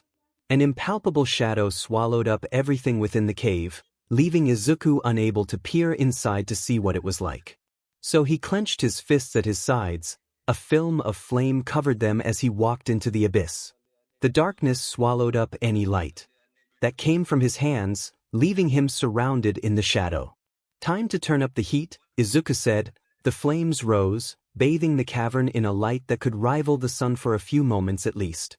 All around him were holes. Some looked large enough to fit a human, others were large enough to hold a fully grown drake within them. The moment he saw them, he panicked and snuffed the fire out, leaving him in the dark once again. Damn it, he whispered, his words barely escaping his lips and instead making only the movements. Slowly, he let flames rise off of his right hand, which he had extended out in front of him. He let the magical fuel stagnate when the light from the fire reached a point to where he could barely see the walls around him. Terror strikes easily for those that haven't any bravery, unlike Izuku. His heart was now intrepid, he was dauntless as he walked forward. He might have feared the large area of dragons above, but now he was in a close quarters area, where fire burns anything easily. Izuku was disadvantaged in the dark, however he had the biggest advantage. He would be able to blind anything with a bright enough flame, enough to the point where he could burn their flesh before tearing into them with a fiery claw. With each bold step he took forwards, however, he felt that sense of pride and bravery diminish. As if there was something wrong with this cave or the situation he was in. Come, he heard echo from deeper within the cavern. It was unmistakably 𝗵𝗃's voice, but it seemed so distant. They'd only been in here for the better half of 3 minutes. It was inane to think that he'd gotten so far ahead. Unknowingly, Izuku let more magic flow into his right hand, causing the flame to burn brighter as he passed by a dragon-sized hole. The light bent and twisted its way into the dark shadow of the hole until it landed on a peachy patch of something attached to the wall. Izuku walked past the hole but immediately doubled back and peered into it. He put his right hand inside. Light filled the hole, revealing everything that was inside of it. He was revolted. What laid before him was something that could only be described as a chimeric abomination marked for death. Its skin was paper than his own, to the point where it was almost entirely drained of color. It had segmented horns on the crown of its bloodied head, festering wings of disease and torpor were forced into its back. Pain scratched its way into Izuku's eyes as he felt the urge to vomit rise within his body. It was as if God had left, for he permitted such a thing of disgust to live in his domain. Pity. The word abruptly came out of his mouth just as his fire erupted from his hand, engulfing the creature in an undying flame. He walked away as screams of horror and the scent of burning RBB echoed from the room. Now you can rest with peace in your heart and dreams in your mind. Flashes of the horror's torn lower half entered his mind. Hastily he walked forward, forcing himself to think of Toru. Panic settled into his skin as thoughts of Toru suffering the same fate as that thing popped into his imagination. So he began to run, not caring about the sound of a set of heavy boots running behind him. Izuku had come to a large opening within the twisting stone caverns. Laden within its center was a pile of corpses rotten and disfigured. He quickly scanned the heap of bodies for a familiar face. His emerald-colored eyes had landed upon something bewitchingly orange within the mess. Without a second thought, Izuku had kicked his legs into motion, hastily making his way toward salvation. He jumped onto the pile and began to tear at the flesh. The stench of death invaded his nostrils as he probed deeper into the pile. He tore a head off of its shoulders, revealing behind it the bewitching orange hair he had seen before. His heart skipped a beat as he realized that this hair belonged to his salvation, to Toru. "Come on, let's get you out of this filth." He dug a bit deeper into the pile until he could grasp her shoulders. With a strong grip on each one, Izuku pulled her out of the meaty heap. The urge to puke his guts up had finally faded away. However, as his eyes landed upon her face, he turned away and heaved. For he was disgusted by the layers of caked BLD upon her face. He shook off the disdain and pulled her away from the filth. The minute she was pulled from it, the pile had collapsed. "You're all right now, I'm with you, Toru." Her maid's dress was tattered all around and soaked through with BLD. He was bothered by the unsightly brown BLD on her face, so he tried to scrape some of it away. It was tough, so he stopped cutting at it and left it alone. "Whose BLD is this?" He picked her up like a princess, with one hand behind her knees and the other on back of her head. Through a tear in her dress, Izuku could see a dark purple spot. "How've you been hurt?" He would find an answer to his second question. Right now he was focused on escaping with her. But as he turned around, he could feel the cool steel of an edged sword against his neck. "Move and I'll cut your throat," he heard a familiar voice say. "How did I know that you'd turn out this way, 𝗵𝗃? If that's even your real name," Izuku said, his tongue burning with hate. "I did not intend to hide from you my true intentions. I may be sneaky, but I am no liar." Izuku clicked his tongue. "Sure feels like it, but whatever. So, what do you intend on doing to me?" "Who knows? Maybe I'll cut you down right here. Maybe I'll take Toru from you." 𝗵𝗃 brushed her against Izuku's neck, to the point where his breath was a mere centimeter away. "Maybe I'll torture you." His voice sounded unpleasant as he projected his perverted tastes onto Izuku. "How does that sound?" Izuku smiled. "It sounds terrible. Maybe you should get better-eyed dash." A slash resounded in the air as the back of Izuku's neck gained a tiny cut. The major damage, however, had been dealt elsewhere. Toru's neck was cut through by the sword. It was only sliced halfway. BLD began to spray wildly from the wound, covering Izuku. Within a moment, he was showered in her BLD. Within a moment, Toru had lost her life. Within a moment, Izuku's bloodlust was unleashed. Izuku dropped Toru's body on the ground and turned around to face 𝗵𝗃. He had already moved halfway across the room. "What are you going to do?" Enact revenge by 𝗧𝗍𝗓. His nose broke when Izuku slammed his fist into 𝗵𝗃's face. "That hurt, but will you kill me for her?" Izuku didn't respond. His BLD red eyes held the answer within them. He rushed forward, kneeing him in the gut and sending him reeling into a wall. With a lunge, Izuku had swiped at him with a claw and pinned him against the wall. A sharp nail was lodged into the base of his neck. "A man forgives, a boy holds a grudge. Are you a boy?" He choked through his own BLD. Izuku didn't speak as he placed a hand on 𝗵𝗃's face. "Or are you a man?" 𝗵𝗃 yelled, "I am death." Hellfire combusted forth, instantly burning 𝗵𝗃's body. "Ah, so a boy you are," 𝗵𝗃's voice spoke from behind. "Shame." Izuku didn't have time to turn around before a sword swung at him. However, he had the time to create a layer of scales to deflect the strike. Izuku exploded into fire, hoping to create a window for him to recover from the sudden blow. Your meager fire won't stop me. Another blade clashed against his scaled face. Suddenly he was assaulted by a flurry of slashes and stabs, sending him backwards and pressing him against the wall. What happened to your bravado? Fafnir's face was suddenly in front of Izuku. Did it burn in the fire, little boy? Fear set into Izuku's eyes as he slashed at the man he swore he had killed. BLD shot out from the flayed marks on Fafnir's face. This is nothing.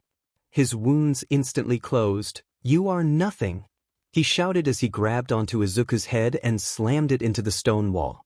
He slumped down to the ground, his head swimming as he tried to get up. The fire around him had dissipated, allowing him to see the legion of Fafnir standing behind him. They all tore their faces off to reveal the half-cut-off Toru head. Why did you let me die? They all asked at once. Their cacophonous voices echoed throughout the room, deafening Izuku instantly. They all moved in on him, swarming him as his vision swirled and shook. Fear was apparent in Izuku's eyes as he tried to back up further, which was impossible seeing as he was directly pressed against a stone wall. Stop it, he pleaded as the Taurus began to cover everything in his sight. He had no reason to be scared by what was obviously an illusion, but something about seeing her dead made him terrified. Please, the Taurus began to meld into one gigantic Toru face. You let me die, 𝗧𝗵𝗲. It asked as BLD sprayed into Izuku's body. Crimson splattered all over his body, covering him head to toe in her BLD. At this point he was too terrified to move, his breathing was and his heart was beating too fast. But the illusion suddenly ended, instantly disappearing. Fafnir was in the center of the room, a spear of light sticking out of his body. Izuku crumbled to his knees as Fafnir died in front of him. His mind underwent an onslaught of pain and torment because of him. He was glad that the man who tormented him had died, but he still wasn't entirely sure if Toru died or not. So he looked over at where he dropped her. There was nothing. It was just an empty room again. There wasn't even a stack of human corpses. It was as if everything in the room was an illusion. They seemed to be controlled by Fafnir, which was melting into someone else. It was a blonde-haired man whom Izuku didn't know. He sighed in relief. Everything was now much better knowing that Toru may breathe again. At that exact moment, he heard an echoey voice. Hello? Is anybody there? It reverberated against the narrow hallways to where Izuku was. He smiled, knowing full well whose voice that was.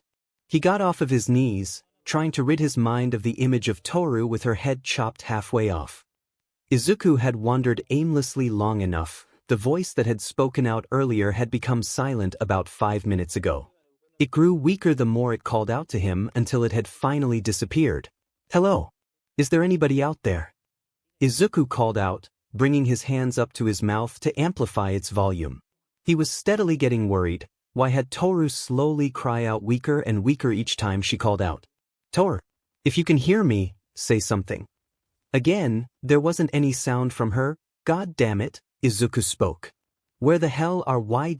He quickly shut up when he heard a faint jingle of metal clinking together. It was rather close, so he sped up. Turning right at the end of the hallway, Izuku came to an open room. Another one of those abomination things was upright. Its underbelly was pressed up against the wall. Help me, Izuku, please. He heard Toru cry out. Her voice was dry and broken. Izuku took a step forward. His bone cracked, causing the chimeric abomination to turn towards him.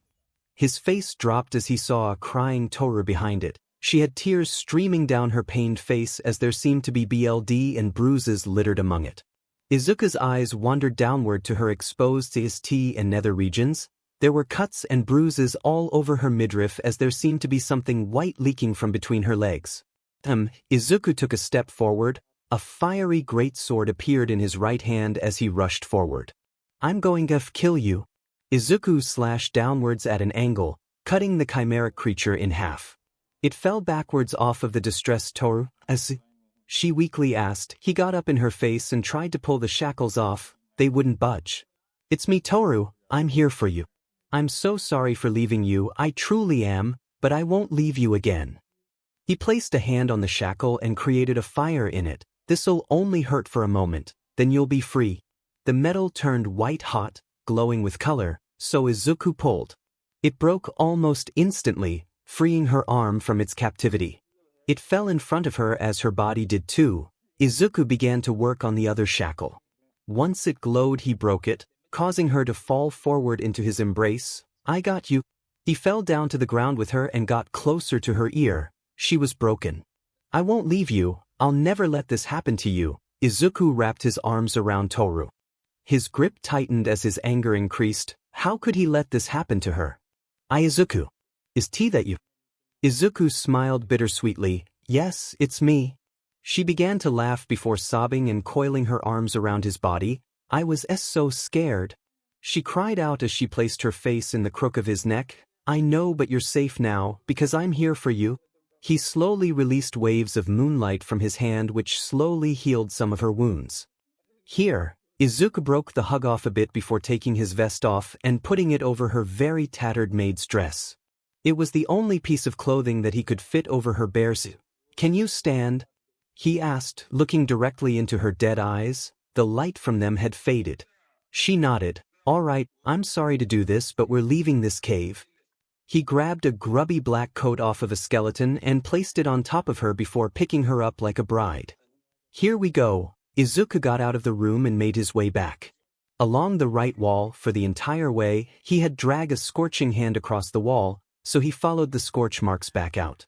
"It hurts so much," she commented, her body shuddering in pain.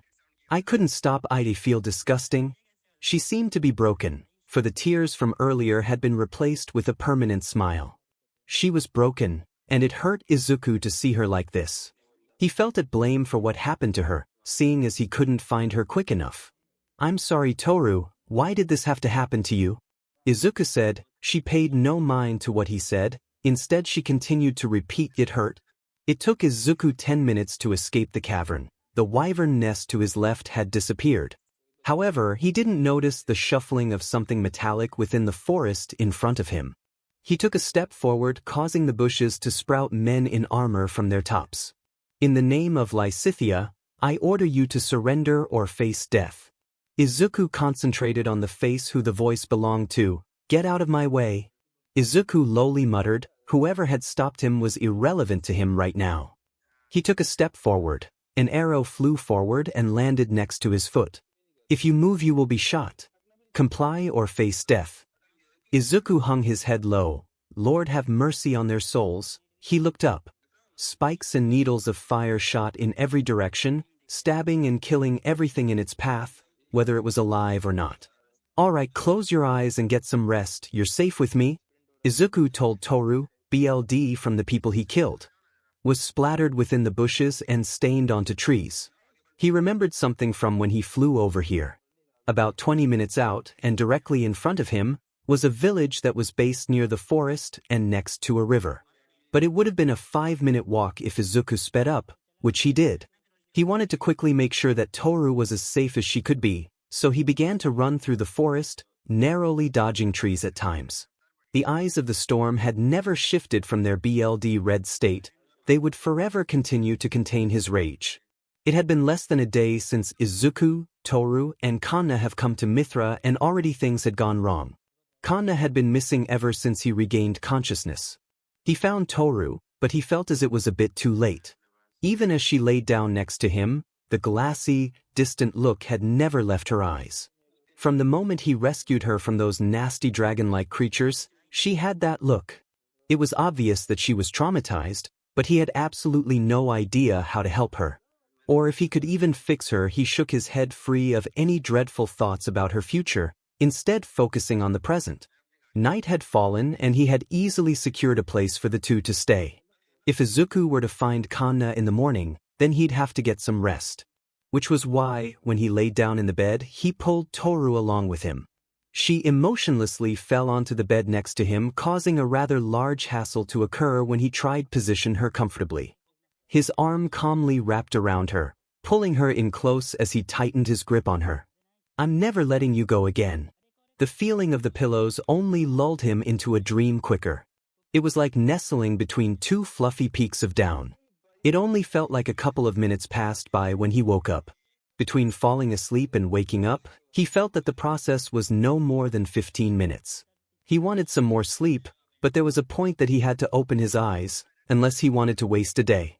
Knowing he would feel guilty if he gluttonously gathered more sleep, he opened his eyes. Instantly, his ears were flooded by two familiar cries for his name.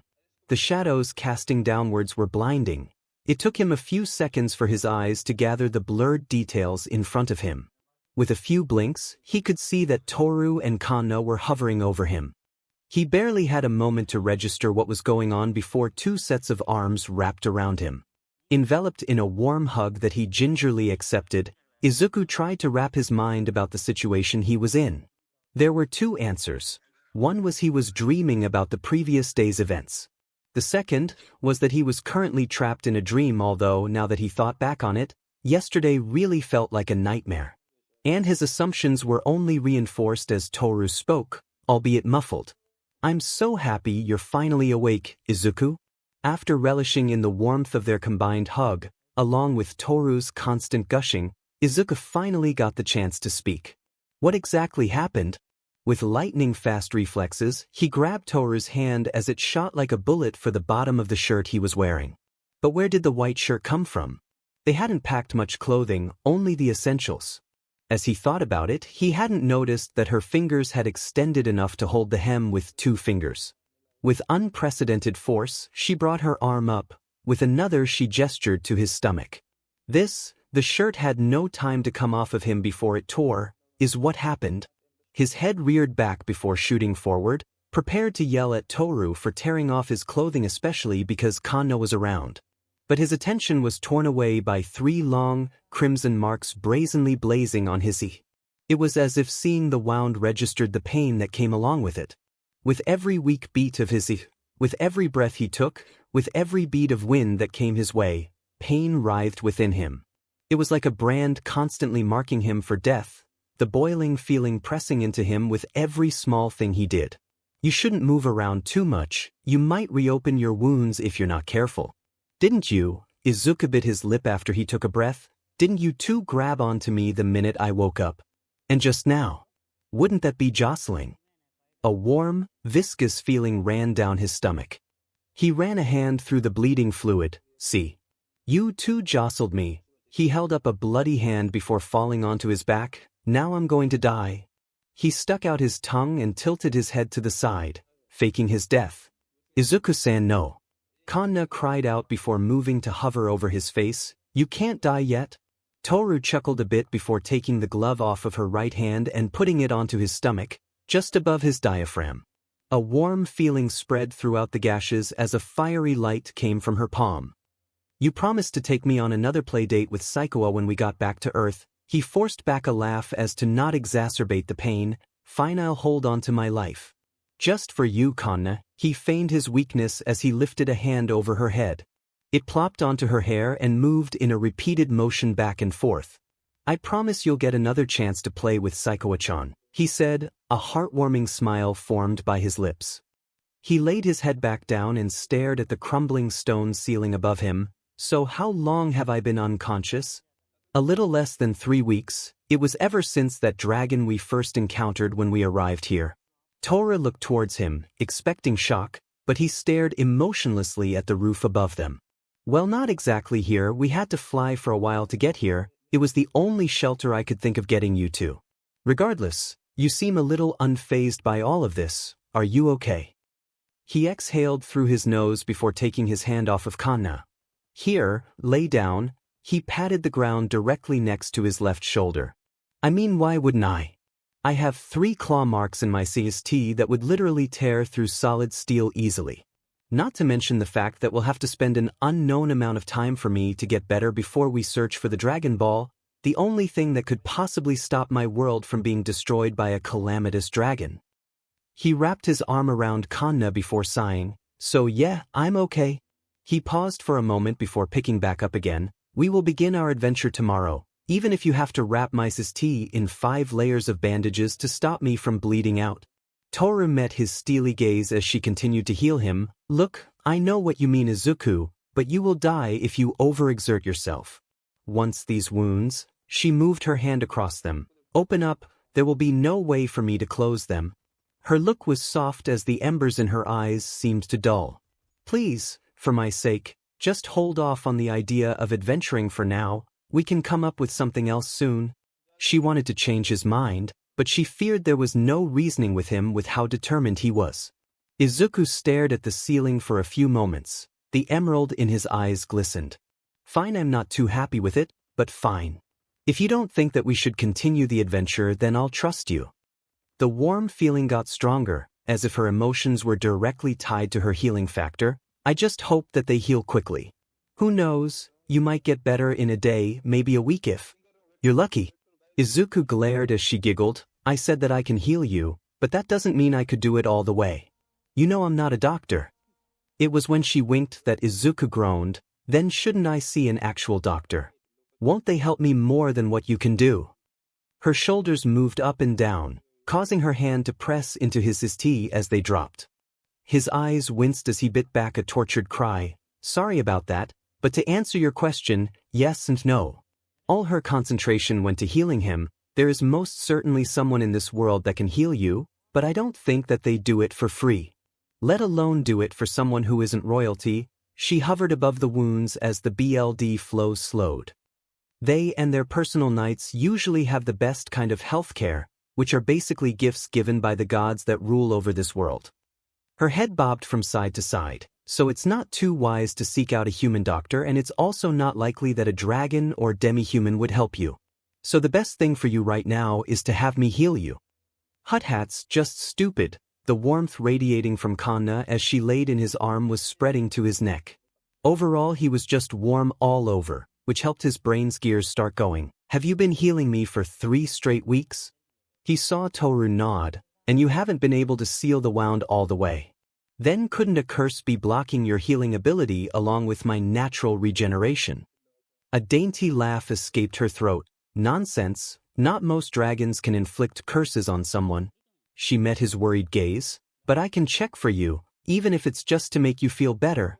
A pleasant smile was formed by her lips as she stopped healing him. A small purple circle appeared under her hands as she began the process. Even if you are cursed, I doubt it'd be too bad. If it's something weak, then I should be able to break it easily. It rotated for a bit before suddenly turning black. Well, I was wrong. She stared wide-eyed at the marker coming from her hands. Oh yeah. So how bad is the curse? There wasn't a single discernible emotion in her eyes, just dead emptiness as she stared. It's horrible, isn't it? She chuckled crazily, as if there was nothing to care for in the world. I don't even know. I can't even tell what kind of curse you have. The magic circle dispersed as she fell backwards. I've never seen something as bad as this. I don't know if can even be dispersed. Izuku just chuckled. Why are you laughing? You could be in grave danger. Now, it seems like we have to find someone to disperse this curse. Fighting through the pain, he lifted himself up. Instead of a grimace, a teeth-baring, ear-wide smile was placed on his face, meaning that I actually get my wish of leaving. A tear leaked from Izuku's eye as Toru finished wrapping him in bandages. It wasn't because the process was painful. It was because of the massive welt now forming on the back of his head after Toru hit him over the head for being carefree about his body being cursed. There, now I'm going to lay out some rules. No running, no using your dragon abilities, and most importantly no fighting. If you worsen your wounds, then I doubt I'd be able to fix them up. Okay, but why did you have to hit me so strong last night? He sniffled. It really hurt, you know. Well, you needed to rest some more, so I forcibly put you to sleep. She stood up, leaving Izuku to be the only one sitting down. Now, I don't know if you'd be able to handle flying, so we'll be going to a friend of mine's on foot. He may or may not be able to help you, plus we won't waste too much time if he can't. We should be able to get there in less than a week if we stop for food breaks and to sleep at night. Therefore we should get going. She walked around to the front of Izuku and offered a hand.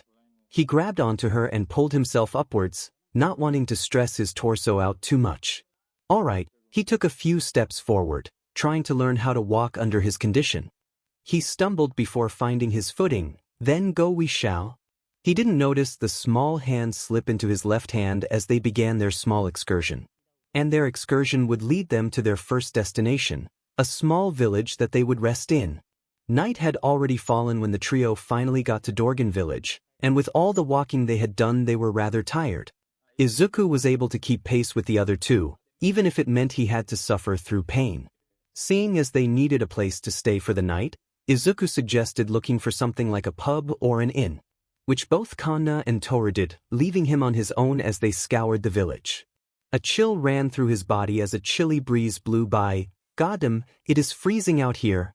He cupped his hands and brought them up by his face. "Dragon's roar of the fire dragon." He casually spoke as a stream of fire came from his mouth and settled in his hand. With his face lit up, along with some of his surroundings, he was able to see the person standing in front of him. "Oh, hello there.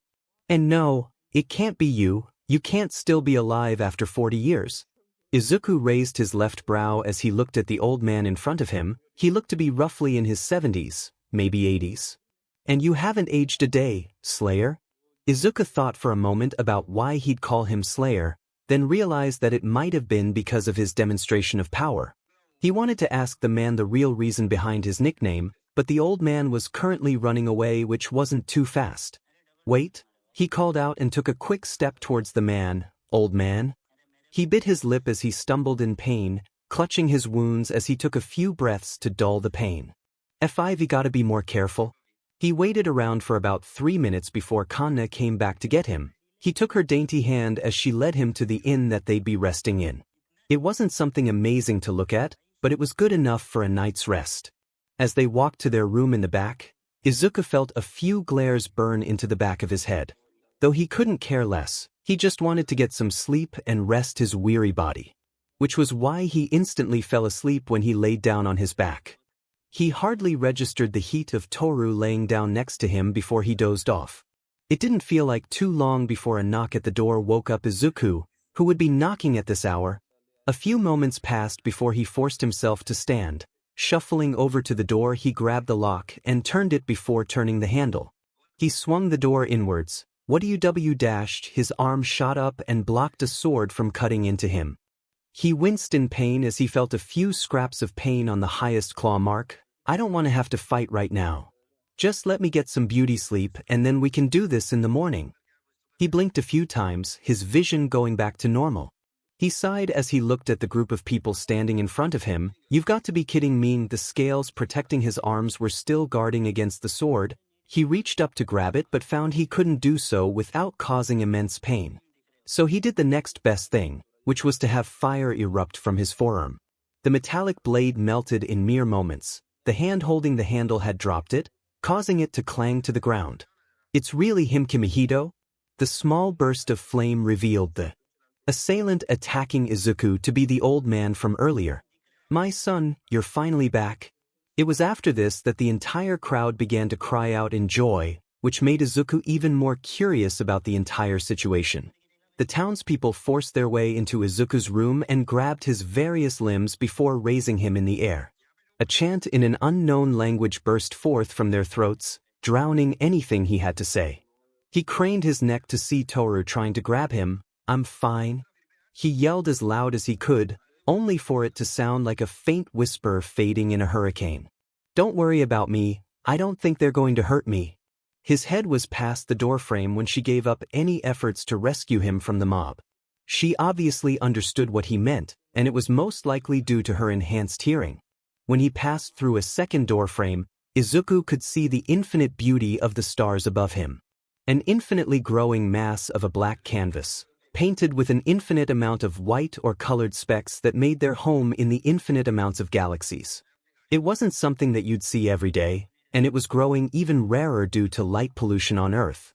So it was nice to see something so drastically different, which he relished until he passed through another doorway. A few seconds passed by before he was abruptly placed on the ground. Izuku's eyes strained in the darkness of the room as his ears twitched to the sound of shuffling throughout the room. Groggily, he raised his hand and lit a fire in it. The entire room became illuminated, but not by him. Before it could manifest in his palm, a circle of fire appeared around the room, lighting the entire room up. The group of 30 or so people was reduced to 2, the old man from earlier and someone that looked like an older version of him. "You really haven't aged a day, Kimmy." He spoke up. "In fact, you look younger, much younger."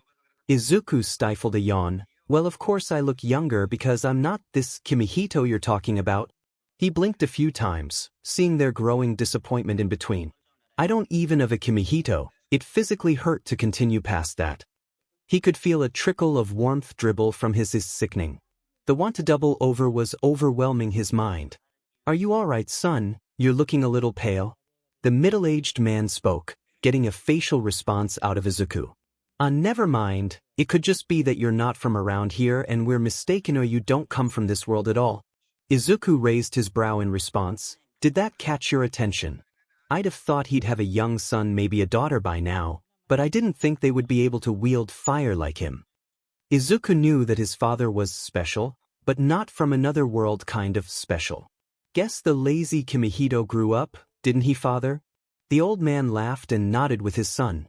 Excuse me, young one. Izuku straightened his back out as much as he could, alleviating the pain pent up in his 𝗧𝗓𝗧, but if you could do me a favor and demonstrate your abilities some more, then I would deeply appreciate it. Just place your hand on the ground to begin. Izuku wanted to learn more from these two, so he did as he was asked. The cold, flat stone under his hand pulsed against his hand, as if it were alive. His eyes were forcefully closed as the air went silent around him. His hearing only kicked back in when his heart beat in his ear. The dark surrounding him was cold, unflattering. But a line of red went through his arm, illuminating it for him to see. All the tiny details in his arm were revealed, even a faint scar that ran under his elbow. The red line detailed the stone under his fingertips. Despite looking flawless on the top, the rest of it was severely cracked. The red line that originated from his heart spread throughout the stone, snaking through the infinite amount of cracks and passages in it. When it began to slow down, Izuku saw the image the line created. It was the face of a human. One that moved, sending a roar that cascaded through his body. He wanted to see more of it, but a power stole him away from the stone. He was blown back by it, forcing his arm to come free from the imperfect stone. I assume that you just saw a vision, one of a dragon if I'm right. Izuku, a bit stunned to use words, could only nod. Even if it was a lie, those with 𝗲𝗏𝗏𝗏 in them are able to see dragons. He told us that it was a stone from the imperfect mixture of 𝗲𝗏𝗏 from all of dragon kind.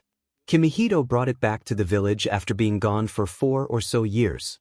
We were only able to see him for a week before he left again, which was about 20 years ago. I apologize for having mistaken you for him earlier. So what has my son been up to in his absence? 𝗧𝗏𝗧𝗟 don't exactly understand what the connection between us is, but if you are truly talking about 𝗵𝗃𝗃, then I hate to be the bearer of bad news. Izuku bent forward until he could no longer do so. His forehead was preventing him from going down any further as he prostrated to the two. If 𝗵𝗃𝗃 is your son, then he is dead, sir. A bead of silence hung in the air before Izuku heard the middle-aged man begin to laugh. Izuku clenched a fist before getting up from his position, ready to defend his father's honor. But he didn't have the guts to speak. That idiot seriously used my name. You didn't have the gall to leave this world with your own name, did you, 𝗵𝗃𝗃? You couldn't even create a legacy with the name Pops gave you. 𝗵𝗃𝗃 was clearly choking back tears as he insulted his brother from beyond the grave. He stood up before making his way out of the room. You insolent 𝗵𝗃𝗃. The room dimmed as the real 𝗵𝗃𝗃 left. It was as if it was powered by the life force of those in it. Don't mind him, he's just a bit upset, the old man sighed, and he has a right to be. He groaned as he moved to stand up. Now, I know there are times when lies should be used, but earlier was not one of them. Izuku could hear his joints creak and pop, so he thought of helping him for a moment. Don't. I am perfectly capable of walking on my own. Now, about you lying about seeing a dragon, could you tell me what you truly saw? The man asked as he hobbled over to Izuku. And before you ask how I knew, just know that I've been alive for 90 long years. Well, Izuku let the man sit down in front of him before continuing. I think I saw my father. Everything was going fine until he roared, literally pushing me away from the dragon stone. Izuku looked the old man in his squinted eyes. If dragons are seen by those who touch this stone, then why did I see my father? The old man pondered for a moment. There is a special connection between you and 𝗵𝗃𝗃. Whether it is because you are his son or something similar, I do not know. He held up one finger, but I do know that he is trying to communicate with you, for nobody else in this small village has experienced anything similar. He stuck his arm out. If you don't mind, give me your arm. I will help you with maintaining connection to the Dragonstone. Izuku shivered at the freezing death grip of the old man. 3, 2, 1. A simple countdown before Izuku was ejected from his realm of normality. It took a few moments before the red line appeared again. It branched out of his forearm and into the old man's. He could see the true disparity that his body was going through, even the black mass that stuck out like a sore thumb in his lit-up body.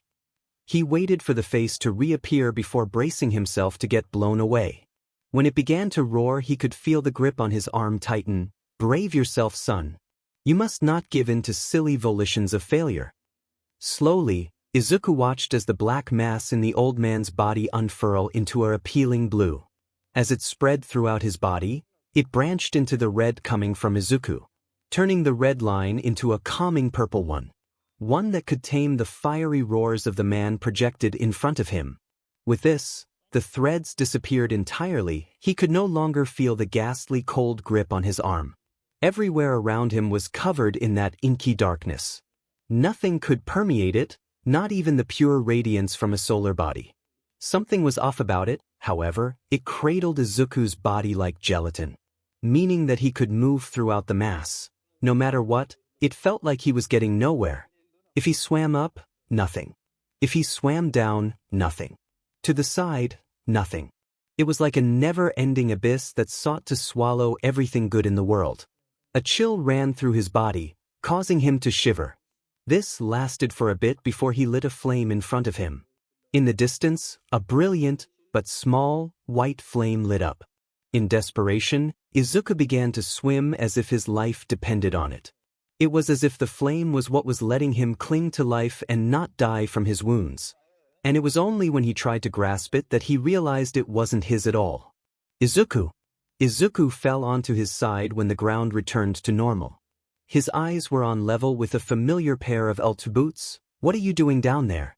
I knew you were a klutz, but I didn't think that you would fall that easily. It had been too long since he heard that warm voice. Well, are you just going to stay down there? Izuku tilted his head up to see a dark green head of hair. Or are you going to get up and say hi to your old dad? Izuku didn't even have to think. His body was already clambering to get up. Clambering to see the man who was a pure mystery at this point. His father.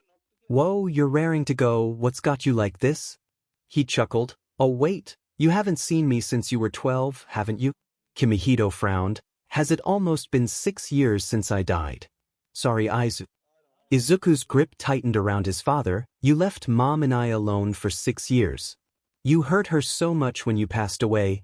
Izuku nearly choked as he swallowed his spit in an angered state. So much that she wanted to lock herself up and never see the light of day again. You hurt her so much, and for what? So you could be heroic. So you could die a hero's death. He a fist against his father's back. You left her because you're selfish. You left you because you're Izuku was muffled by the green shirt now pressing into his face. I didn't want to leave you. Kimihito only tightened the hug more. I really wanted to stay with both you and 𝗂𝗧, but my fate dictated otherwise. Izuku choked back tears as his father continued. You two were my world. The light of my life. The only things keeping me going. But you're right, I threw it away to protect others. A tear fell onto Izuku's cheek, causing tears to flow like a faucet from him. I'm sorry I didn't fulfill my duties as a father, Aizu. I'm sorry I let you two down. This wasn't fake, but maybe it was, seeing as Izuku was hearing exactly what he wanted. Maybe this was a vision created from his subconscious. Maybe it wasn't. Whatever it was, he was enjoying this final reconciliation that he could do with his father. Even if they just stood around, hugging one another. It took what felt like hours before either of them spoke up again. And it started with Kimihito clearing his throat and placing his hand on Izuku's shoulders. You are special, son, even more so than I was. Which is why you're here talking to me. For I am the only one who knows of your destiny. Kimihito took his left hand off of Izuku and snapped. Sit down. A chair of white fire appeared behind Izuku. 𝗵𝗃𝗃 stood as Izuku sat. It began when I was 19, which was when I left Dargon village. Believe it or not, your old man was ordinary once. Which was why I left, so that I could find myself, find my purpose in life. I had the necessary means to defend myself as I journeyed through 𝗵𝗃, so I wasn't in too much danger. Until, one day I encountered a set of ruins that led into an ancient cavern. I thought that I'd discover something incredible in it, and I did. A dragon. He paused and looked at his son, as if to gauge his reactions. Well, you seem to have had your full of them already, devious beings, aren't they? But this wasn't any ordinary dragon I had met, it was Tiamat, the glistening one. Purple, red, and even black crystals littered the entirety of the cavernous passage. As 𝗵𝗃𝗃 trudged through the swathe of minerals, he found it to be progressively harder the further he went in. Bashing each crystal in his path with his sword's pommel exhausted him further. It wasn't until a bright light from deeper in the cavern made him forget about exhaustion. Overclocking his muscles, 𝗵𝗃𝗃 began to swing his sword, bringing hordes of the multicolored crystals down. It took a few minutes to reach the light using this method. He had thought that there was treasures beyond human comprehension within the chamber, but instead was a dragon with shimmering scales. Internally, 𝗵𝗃𝗃 was screaming. He would have done it out loud if the dragon weren't asleep. His immediate thought was to turn around, but there was a force compelling him to stay. Even worse, that force was guiding him towards the small slab of stone within the dragon's grasp. Inch by inch, step by step, he got closer to the stone, to the point where he reached out for it. I would not recommend that, human. A voice boomed, for it will cause your miserable existence to end. The voice shocked 𝗵𝗃𝗃 into jumping out of fear. When he landed, he stumbled forward after landing on a crystal, causing his hand to touch the stone. He was enveloped in darkness, only for it to be replaced with an absolute radiance that blinded him. Human, you are a bearer of curse. The god's soul. From the day you were born, you dictated your own fate. A figure of darkness appeared in front of 𝗵𝗃𝗃. But no longer will you live by your own fate. The figure craned its neck down, only stopping mere inches from him. He stared into its eyes. They emitted enough light to be considered a solar entity. For you are now my plaything, Tiamat's plaything. It suddenly inched forward and collided with 𝗵𝗃𝗃. That was how our curse began, Izuku. With one simple touch from a god.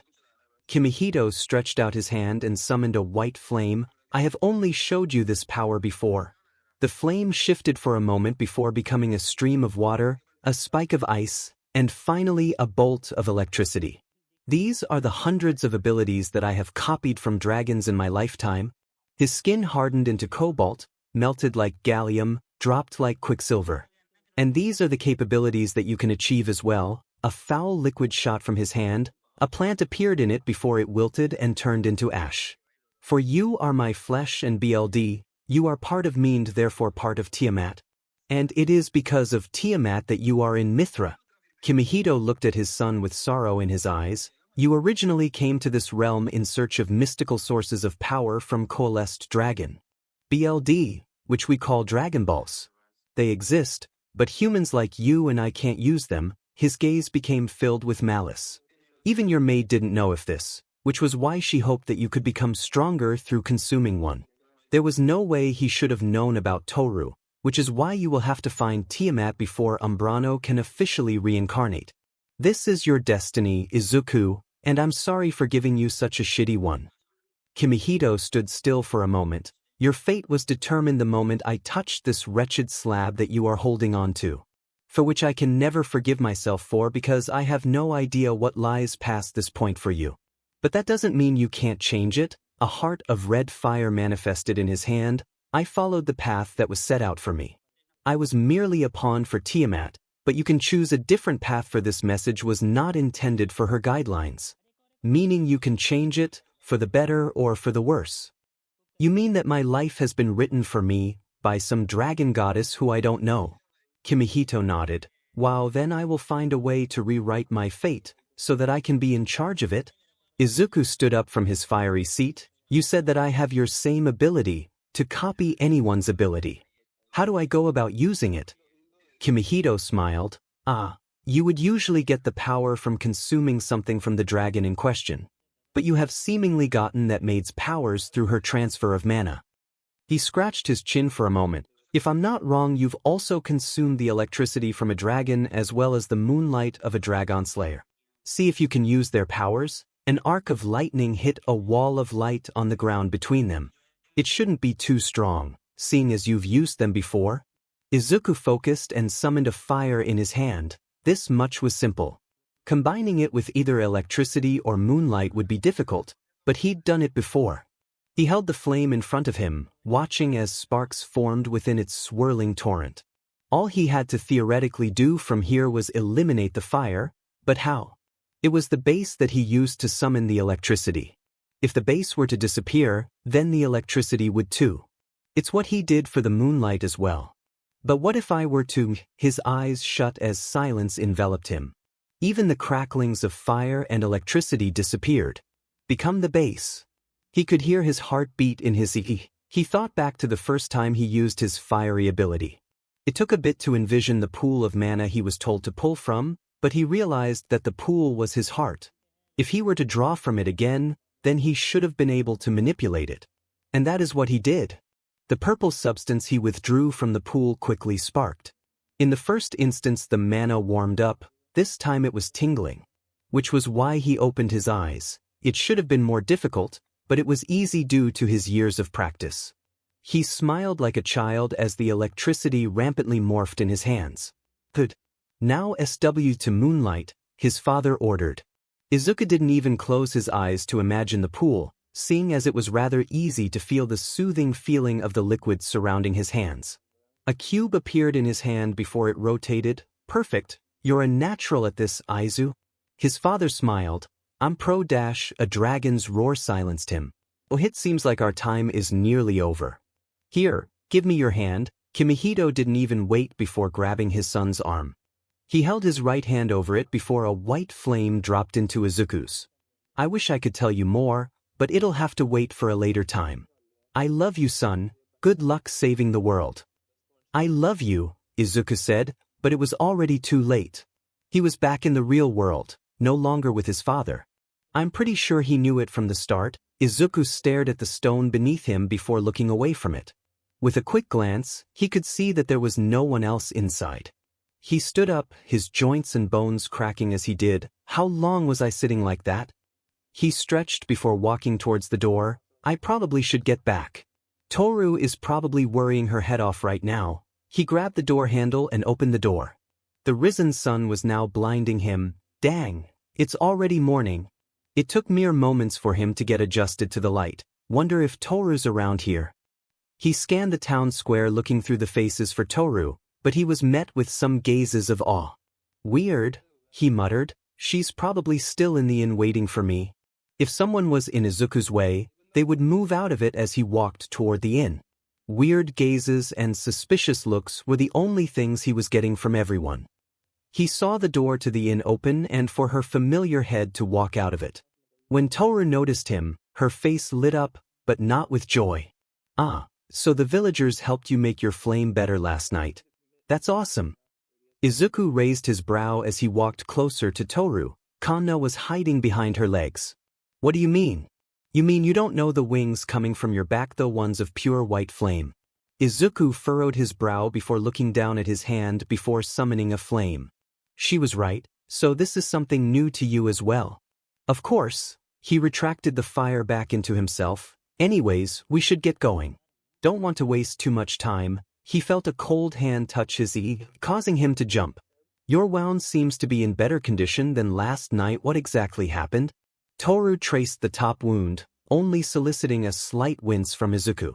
Izuku thought for a moment before slowly walking off. I'll tell you over lunch. Izuku smiled towards the sun. The events of last night were going to stick with him for a while. Thank you, she said to no one in particular. What did you say, Aizu? Toru asked from beside him, slipping her hand into his own. He didn't seem to notice. I said I love you. We'll get there in the morning, Toru said before lying down in the grass. Just continue for a bit longer, then you'll be back to normal. She turned onto her side and looked at Izuku as he slept. He wasn't at peace. for with each rise of his brows furrowed. She couldn't possibly imagine how much pain he was in. Here, this will help you sleep better, Izu. Her left hand hovered over his and a dull orange light leaked from it. She waited for him to take another breath to see if it was working. When he finished his breath, she looked towards his eyes to see if he was wincing. Instead, his eyes were unflinching, unabated by the constant, aching pain dwelling in his eye. With her main goal accomplished, she fell asleep. As the night wore on, there wasn't a single ounce of pain felt by Izuku that disturbed his rest. When the sun finally rose, Tora was the first to wake up from the swelling light on the horizon. She sat up and blinked a few times before stretching her arms. "Mornin'." Izuku greeted, "Did you sleep well?"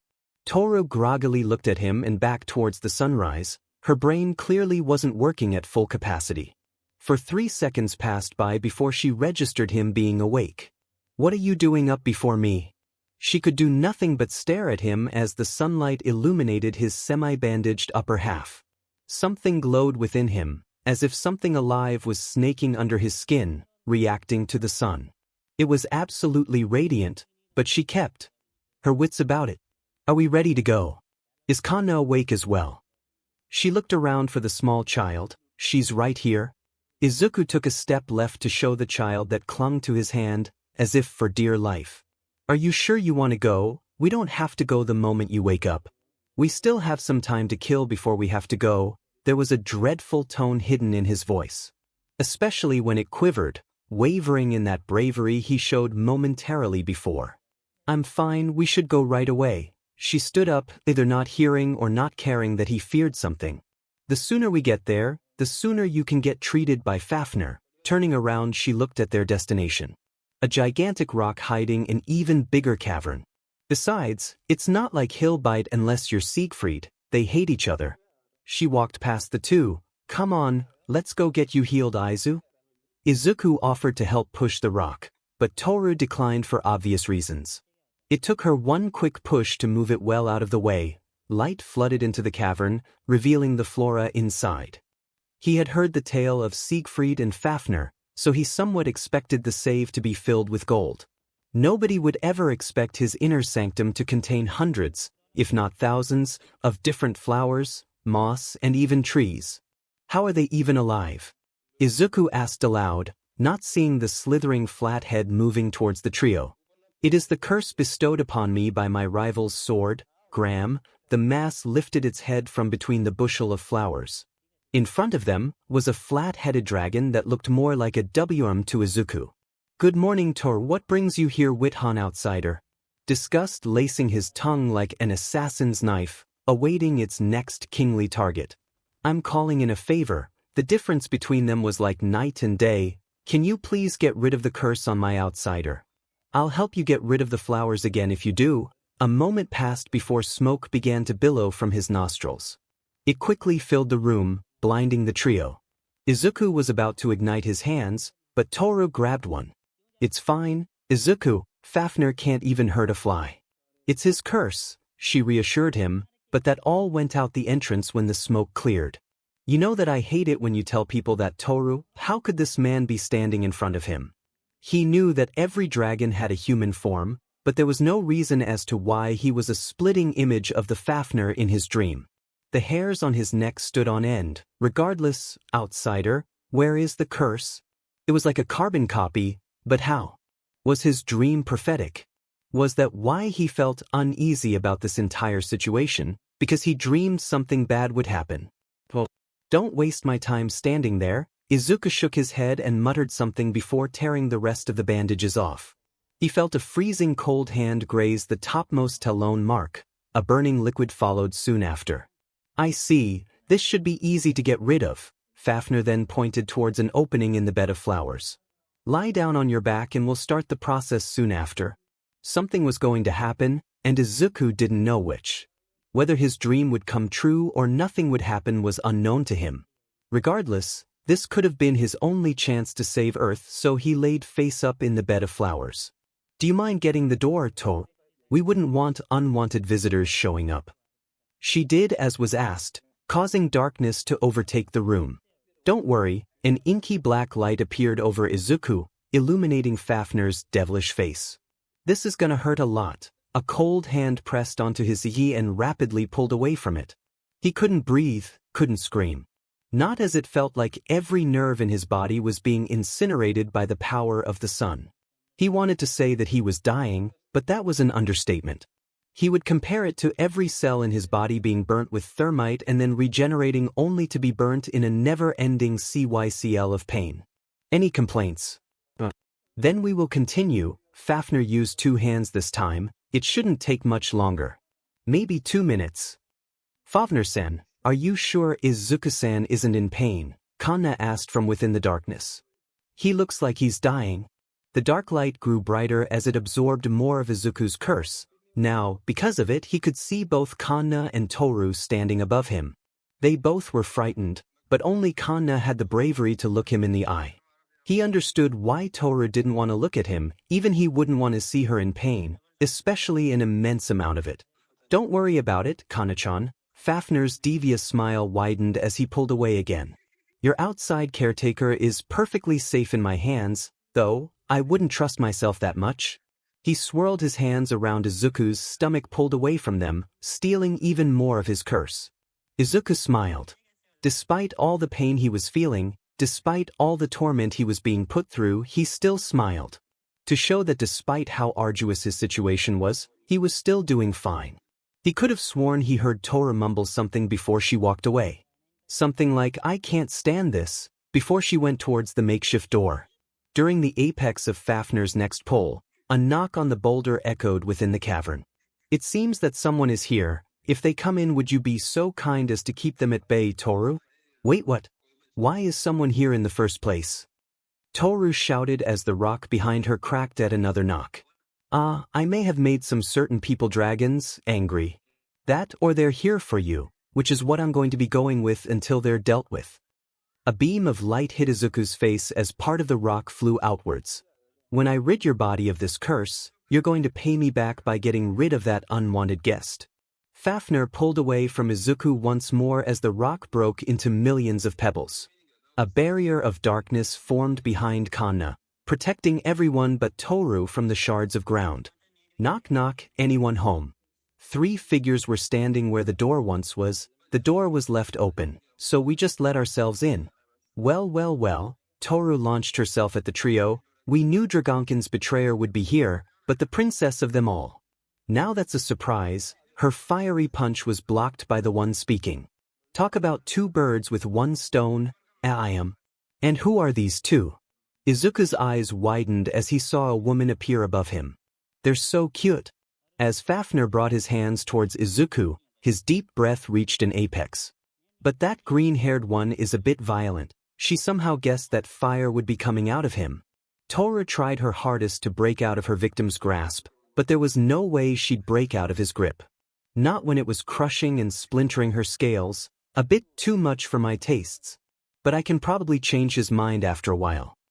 Izuku could see her perched on a stalactite above him. "What are you gonna do after this, Tats?" The third one didn't even speak, he just stood in silence. "You aren't ready to remotely fight right now, but it seems that Toru can't even handle one of them." Fafner's hands were brought above his head as he pulled for the last time. "Now get up and fix this mess you've brought here." There was a significant decrease in pain from before, but it was still a great deal. Without a hitch, he stood up and faced the doorway. "Just stay put, Kanna. I'll be through with this in no time." He placed a hand on her head before charging for Toru. A never-ending barrage of punches were heading towards her holder's face, but nothing affected him, which was why he had a kick of fire reeled up, so that he could obliterate at least one of them.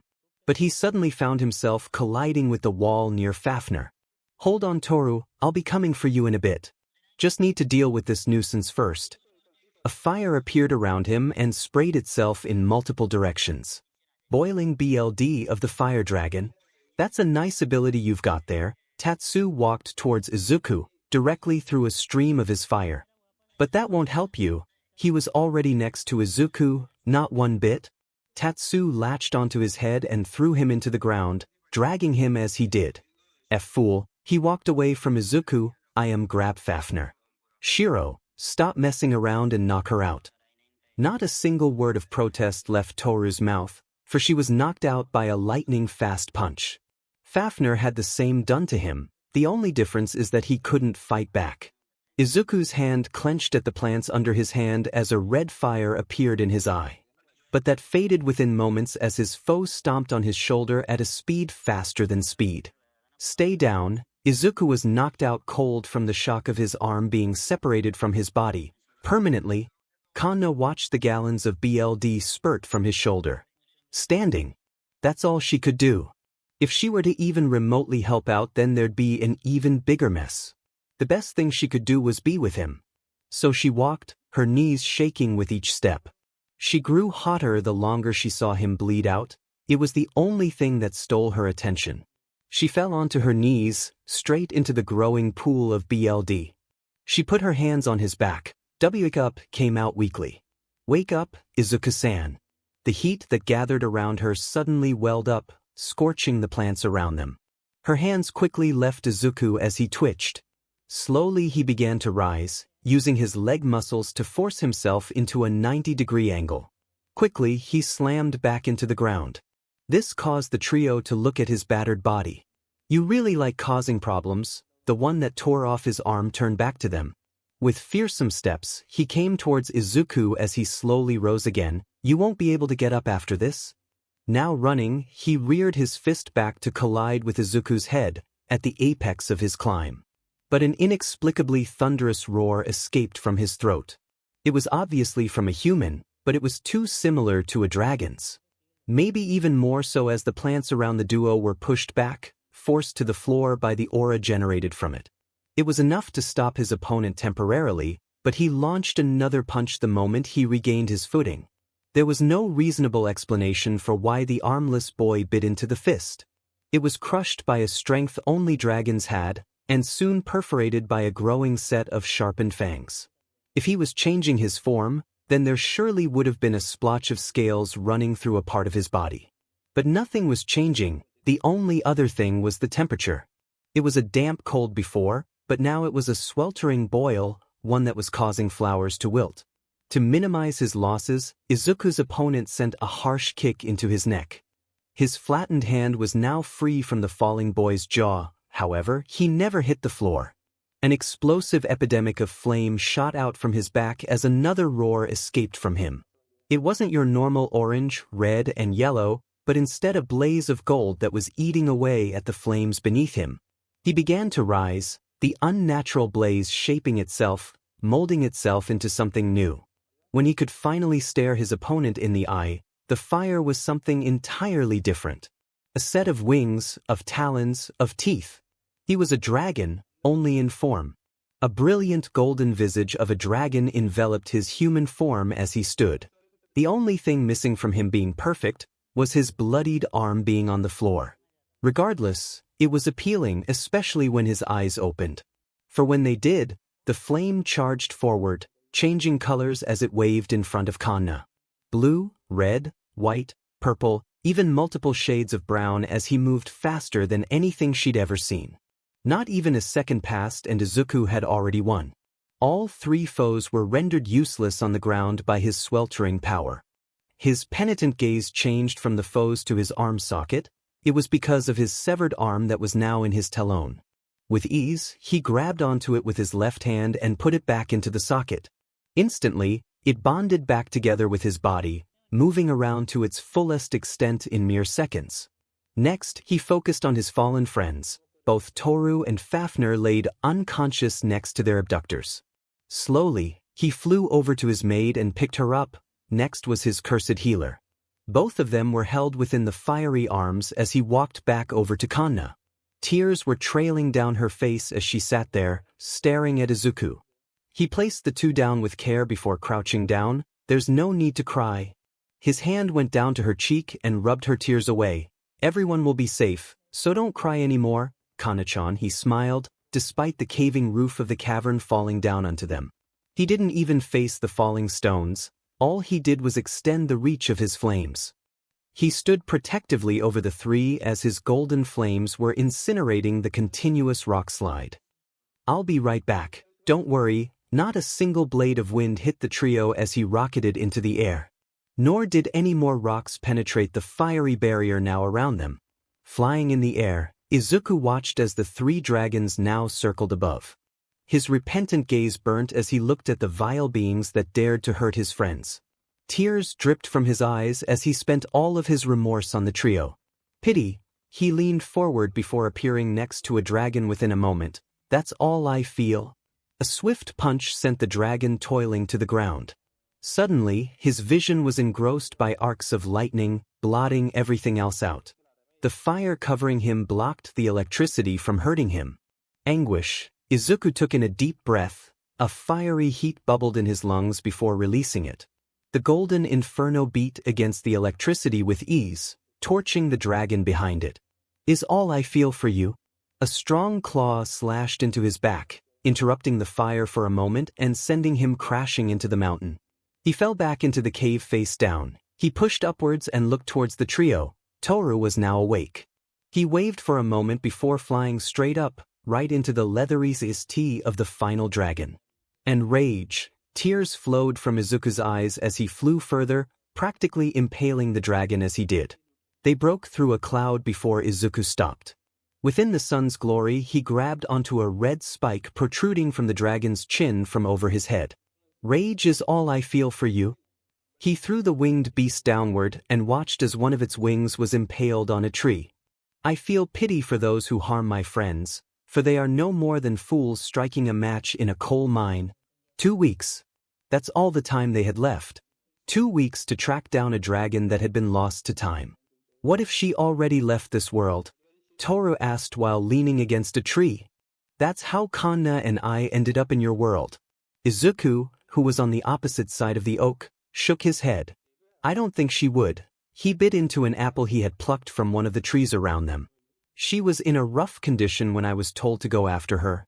He watched as 𝗂𝗄 ran after a butterfly, failing to catch it, which means she's either moved or died in that cave.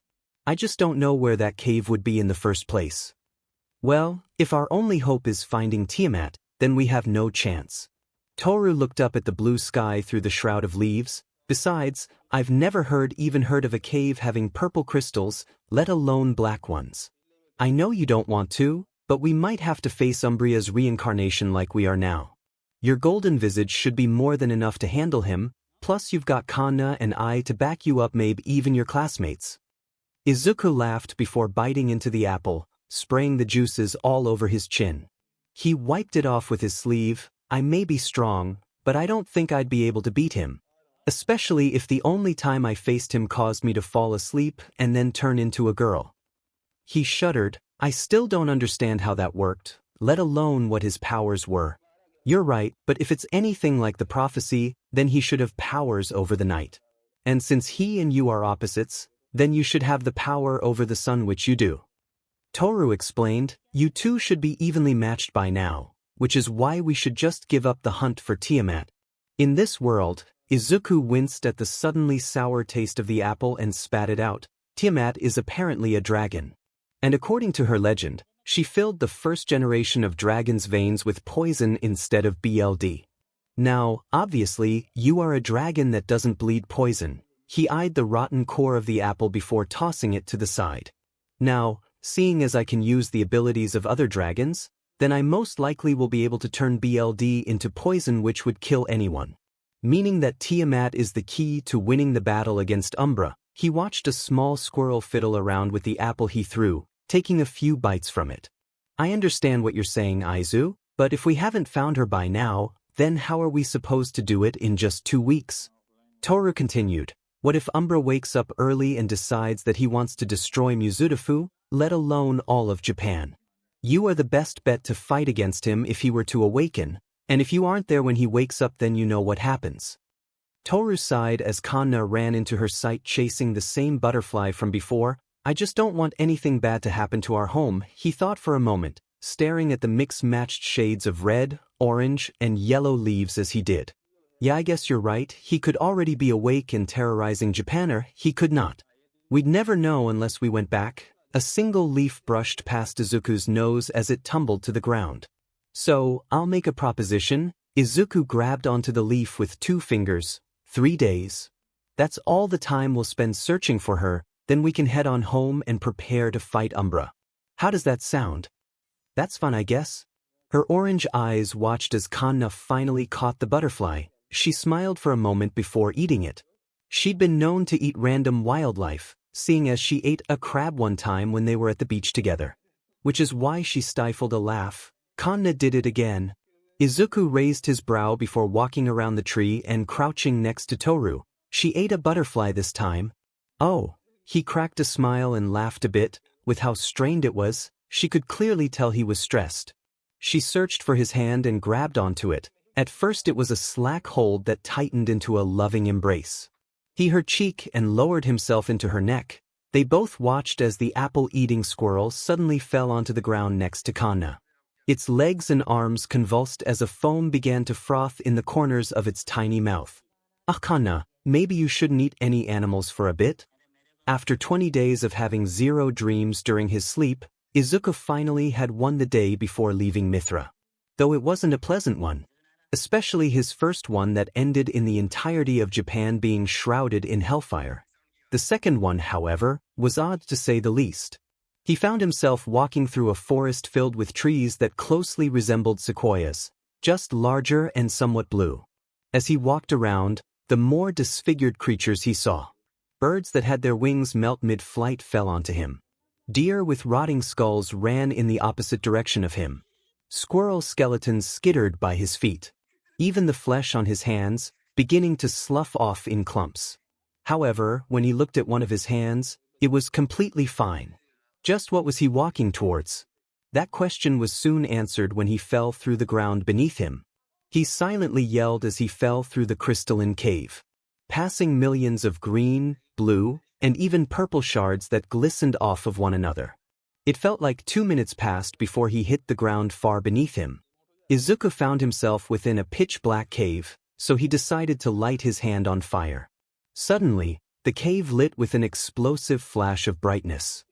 He shielded his eyes from the light shining directly into them. 𝗧𝗵𝗃. Hey! A cold hand shook him awake. Are you all right, Aizu? Groggily, his eyes opened, staring out at the night sky. Yeah, he immediately felt bad for waking her. Why do you ask? He rubbed his eyes, getting rid of any buildup of sleep and of gunk. Because you started to speak in your sleep, Toru shifted around a bit. Something like 𝗧𝗵𝗃, whatever that means anyway. Alright, I'm going back to bed, I'll wake you up in the morning. But sleep never came for him. In silence, Izuku moved Toru's sleeping arm off of him and got up. He moved over to their hoard of supplies and took the map out of it. He walked over to a nearby tree and opened it, lighting a fire on his tongue so he'd be able to see it on this moonless night. His fingers shot to where they currently were, but where could the forest from his dreams be? 𝗵𝗃. The forest of the sea is due south of here. He rolled up the map again. I wonder how long it'll take? He slid the map back before taking off. Toru stared at the empty spot next to her, both hands holding onto each other at her st. Unlike his dreams, the forest of the sea was literally a forest half submerged in water. Although, they did take on the blue coloring he saw. He flew down towards the water and glided next to it, enough to feel the tips of his wings dip in and out of the frigid sea. Whenever they went in, he left behind a jet that rippled out in every direction. Looking ahead, he could see a mass of land that wasn't submerged. So, dodging a tree by moving left, Izuku headed to the island. He shook his wings of any water when he touched down, shaking his body like a sodden dog. After yawning and rubbing his eye of any tears, Izuku traveled into the section of the forest in front of him. 𝗧𝗵𝗃. His thoughts resounded in response to seeing the exact same trees from his dream. If the plant life was the same, then would the various animals be the same? Would he feel as if his skin was sliding off? He shuddered at the thought of it, but braved on. His will was made of steel, ready to tackle whatever would charge him head-on. As he crept through the forest, he looked to where he saw the birds, but there was only an empty nest. A deer's skull laid where the rotting deer ran, whereas the squirrel was rotting. It was then that he noticed he was woozy. He fell down to his knees before his hand shot up to his face. He covered his nose, blocking out the toxic fumes that were affecting him. Have to, Izuku fell onto his left hand hanging in the air. Burn, a bright spark came from a snap. Within moments a brilliant inferno consumed the forest around him. With it, the toxic gases were fumed out, along with the floor breaking beneath him. He fell downwards like a comet, his dragonic wings hardly catching on the air that he was passing. With a lifeless thud he hit the cavernous floor. His CT stood still as he laid there. An abrupt cough came from him. Shortly after, a small heap of embers came with a coughing fit. Dear God, he weakly pushed himself up as he coughed more embers up. How the hell did hydrogen sulfide get in the middle of a forest? With one last cough, the flammable fumes stuck in his lungs passed through him. Whatever substrate that he absorbed left him weakened, but if he forced his Dragon Force form to be activated, then his body should be able to process the left-behind toxins. Standing up, scales began to coat his body. It had been a while since he was last in this form, so it felt awkward. Again, he heard the voice say, "Discover my body," but it was much louder this time. Following his dream, Izuku held out his hand and sparked a fire. The light it created was dim, so he poured more power into it. Instead, he found himself ducking when the room was enveloped in an explosion. He covered his head just in case any rocks were to fall. When the shaking ended, Izuku stood up. A constant roiling fire was above so he could see. His mouth was agape as he looked at the monumental dragon in front of him. If he compared it to Toru's dragon form, then this would be like a whale to a giraffe. It was far too big to even feasibly fit into this cavern without being stuck. After months of searching, he had come to find the corpse of Tiamat.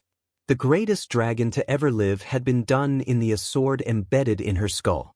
All this time wasted. Wasted because he was chasing after a proven way to kill Umbra. He could have spent the past year with his friends, or even his mom. But no. He wasted it on chasing after a decaying goddess. No, his hand clenched into a fist, igniting soon after before jumping off of the ground. He landed on her leathery neck. His saws were imprinting into her corpse. "You can't be dead. I need to inherit your ability, Tiamat." He grabbed a hold of the blade's handle, ignoring the blazing sensation harming his hands. In an indignant manner, Izuku drew the sword from within her, struggling as it seemed to sink itself further into her flesh. He furiously tore it out of her, bringing along chunks of her flesh with it. Damn it. He toppled backwards. The sheer weight of the sword was too much for him to hold upright. He released his grip before it pulled him off of the body. On his back, he watched it clatter to the stone floor, bouncing a few times before coming to a rest. Izuku sat up and turned around to look at the blade. He couldn't even call it a sword. At one point it might have been something respectable, but now it was just a slab of corroded metal. He jumped down and looked at a patch of the clean metal. 𝗧𝗵𝗃, an orichalcum blade that was 7 feet long, rusted inside the head of Tiamat. Did Izuku touched part of the rusted blade, his fingers burnt on contact. Is her BLD corrosive? Then that means, whatever fluid was on his hands in desperation. Immediately pain flooded his throat. It choked him as he tried to breathe. He fell onto his hands as his vision darkened. He could feel the vein on his forehead throb. Then nothing. He couldn't feel the ground, couldn't feel pain, couldn't feel his pulse. "You are the chosen son," a pompous voice spoke through the abyss. He swore that just a minute ago every cell of his body was being shredded, but now he felt nothing. Was he dead? Was death speaking to him? "Are you not? Wherever he was must be purgatory, or at least some state of it. Well, are you going to respond?" Yes, a voice that was Izuku's spoke from the abyss. "I am the son of Kimihito Midoriya, Izuku Kobayashi Midoriya." How could he speak without a body, without a tongue? Was he reliving some event of his life that he couldn't remember? He'd heard that your life flashes by when you die, but then why would he be hearing something he didn't remember? "Then you are the current reincarnation of 𝗧𝗪, a pair of warm hands settled on Izuku's cheeks. However, he was still blind so he couldn't see the owner of the hands. Wonderful. It was as if on command that the world lit up. "I am sorry that this is your destiny, little one." Tears built up in his eyes as he looked at her golden visage. It was like staring at a saint that would save him from the wretched world. That was the easiest way he could describe how kind she looked. But her supple lips formed a bleak, yet comforting smile that pierced his heart with ambition. Accompanied by her tan skin made her seem like a goddess, a deity of divine beauty. For there a single affliction on her pure skin, a set of green scales that covered her right shoulder. I can see that you're staring intently at me. Is something the matter? Whoever this was, spoke without malice in their words. Toru had been the only one to do that until now. And no, sorry for staring, Mrs. When her hands left his face, he instantly missed their warmth. My apologies, it seems that you don't know who I am, she coughed into a closed fist, clearing her throat. I am the one you call 𝗵𝗃, the glistening one. Despite how humble she acted, the golden bands on her wrists told Izuku that she was truly royalty. It is great to finally meet you again, my son. I assume that you are here to end this violent 𝗬𝗍𝗍 for good, 𝗧𝗪. Izuku was about to speak, but some form of him already did. Yes, mother, I have come to receive your aid in vanquishing 𝗵𝗃𝗲. It wasn't Izuku, but it was somehow using his voice to communicate. Was it the fragments of 𝗧𝗪 that dwelled within him? I beg of you to help me. Izuku found himself forced onto his knees, bowing before Tiamat against his free will. Soul, sit up. Izuku's back straightened out as he looked Tiamat in the face. I love both you and 𝗵𝗃𝗲 with all my heart. She cupped his chin with tears in her eyes. Which is why I must decline your request. I do not wish to see my sons killing each other. She spoke again when a single tear tainted her cheek, which is why Izuku will do it. You will stay here with me. The scales on her shoulder violently spread downwards, covering the right hand that cupped Izuku. He couldn't even register what was happening, only that she had inserted a clawed hand into his 𝗧𝗧𝗧. She pulled away, taking with her a small golden dragon. I am truly sorry, Izuku, but I ask that you return my other son to me. The space around him was disappearing and returning to the darkness. It was as if the sun had been taken away. Please, put my son to rest. He couldn't see Tiamat anymore, nor the golden visage of 𝗧𝗪. I beseech you. It was time to head home. The goal that was once unattainable had been firmly grasped by the green-haired Izuku. Although, ever since obtaining the Tiamat's power, there was something missing from him. It was like a gigantic vacuum had stolen his power after meeting the corpse. If what he saw was true, then was he even the reincarnation of 𝗧𝗪 anymore? If he wasn't, then would he still be able to beat 𝗵𝗃𝗲 when the time came? Thoughts of inadequacy filled his mind as he flew back to camp. The only hopeful thought that bounced in his head was that he'd get there before the sun rose. When he finally touched down, he immediately collapsed. He was absolutely drained, so much that a full day of rest would bring him back to full capacity. But it only took him a few moments to get awoken, or at least that's what it felt like. Within the closing of his eyes, the world that was once enveloped in darkness had been filled with sunlight and Toru's face. Is it time to go already? She nodded, to which Izuku turned onto his side and put a folded arm above his eyes. 5 more minutes then. He was acting like a kid, so Toru treated him like a kid and flicked him in the forehead. He was forcibly pushed back by the power held in her fingers, but his closed eyes hadn't flinched. Fine, I'll wake up. He sat up and looked at Toru. Can you open up a portal to Earth? I kind of want to sleep in my bed for once. She was taken by surprise. It was just yesterday that he was adamant about staying in 𝗵𝗃𝗲, but now he wanted to leave. Something was up, and she would find the reason as to what it was. Weren't we going to spend the next 3 days searching for Tiamat? What happened to that plan? Izuku lazily placed a hand on the ground. Within moments the tree they were resting under withered. Gray branches, rotten leaves, corroded roots. That's what the illustrious tree was reduced to, nothing but a husk that once contained life. I found Tiamat in the middle of the night, right after having a dream about where her corpse was. He yawned, bringing the hand that poisoned the tree up to cover his mouth. Nearly died to the gas coming from her corpse, but I'm still here, so I'd say it was pretty ineffective. He got a quick whiff of the deathly stench coming from his hand. Still, he was unbothered by it. It seemed that he was unbothered by anything, most likely because he was tired. Now that I've got her power, we can leave to Earth. So can we go back right now? She stared at the decayed tree in fear. Yeah, Just give me a bit to make the summoning circle?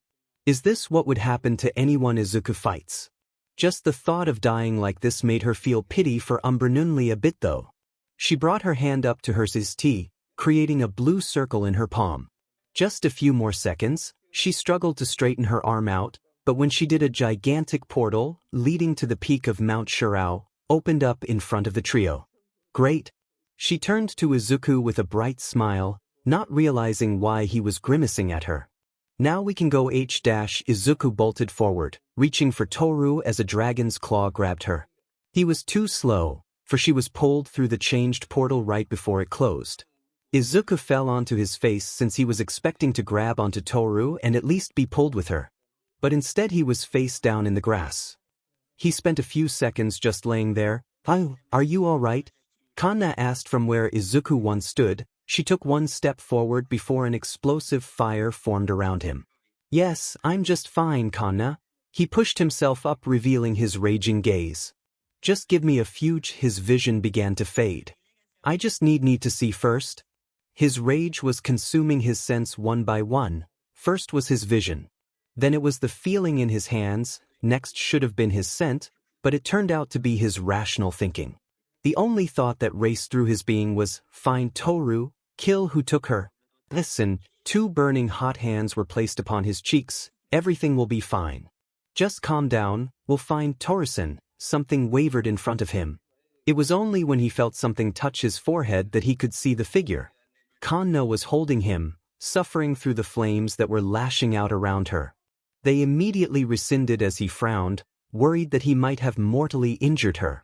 Yay, her hands slipped from his face. You're back to your normal self? She fell onto his shoulder with a smile on her face, his arm wrapped around her, preventing her from falling onto the floor. I'm sorry, you shouldn't have to take care of me. Izuku's hand began to glow with a golden light. It's my job since I'm your caretaker. The 2nd and 3rd degree burns that covered her body were slowly healing. But a floor of light formed in front of them. I've got to leave you here. He kneeled before standing up. I have to go get Toru. He stared down at her unconscious face.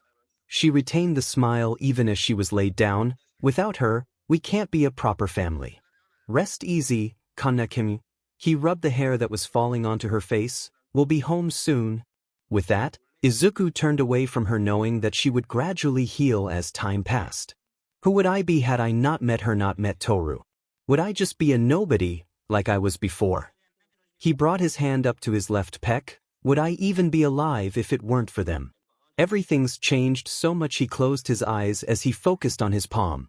Slowly it opened, and it's changed for the better. Before I was just hollowed, nothing more than someone who lived day to day trying to get by. Blue sparks formed in his hand as he struggled to force it open, but now I don't know. His hand forced itself closed. Just what can I call myself? Surely not a hero.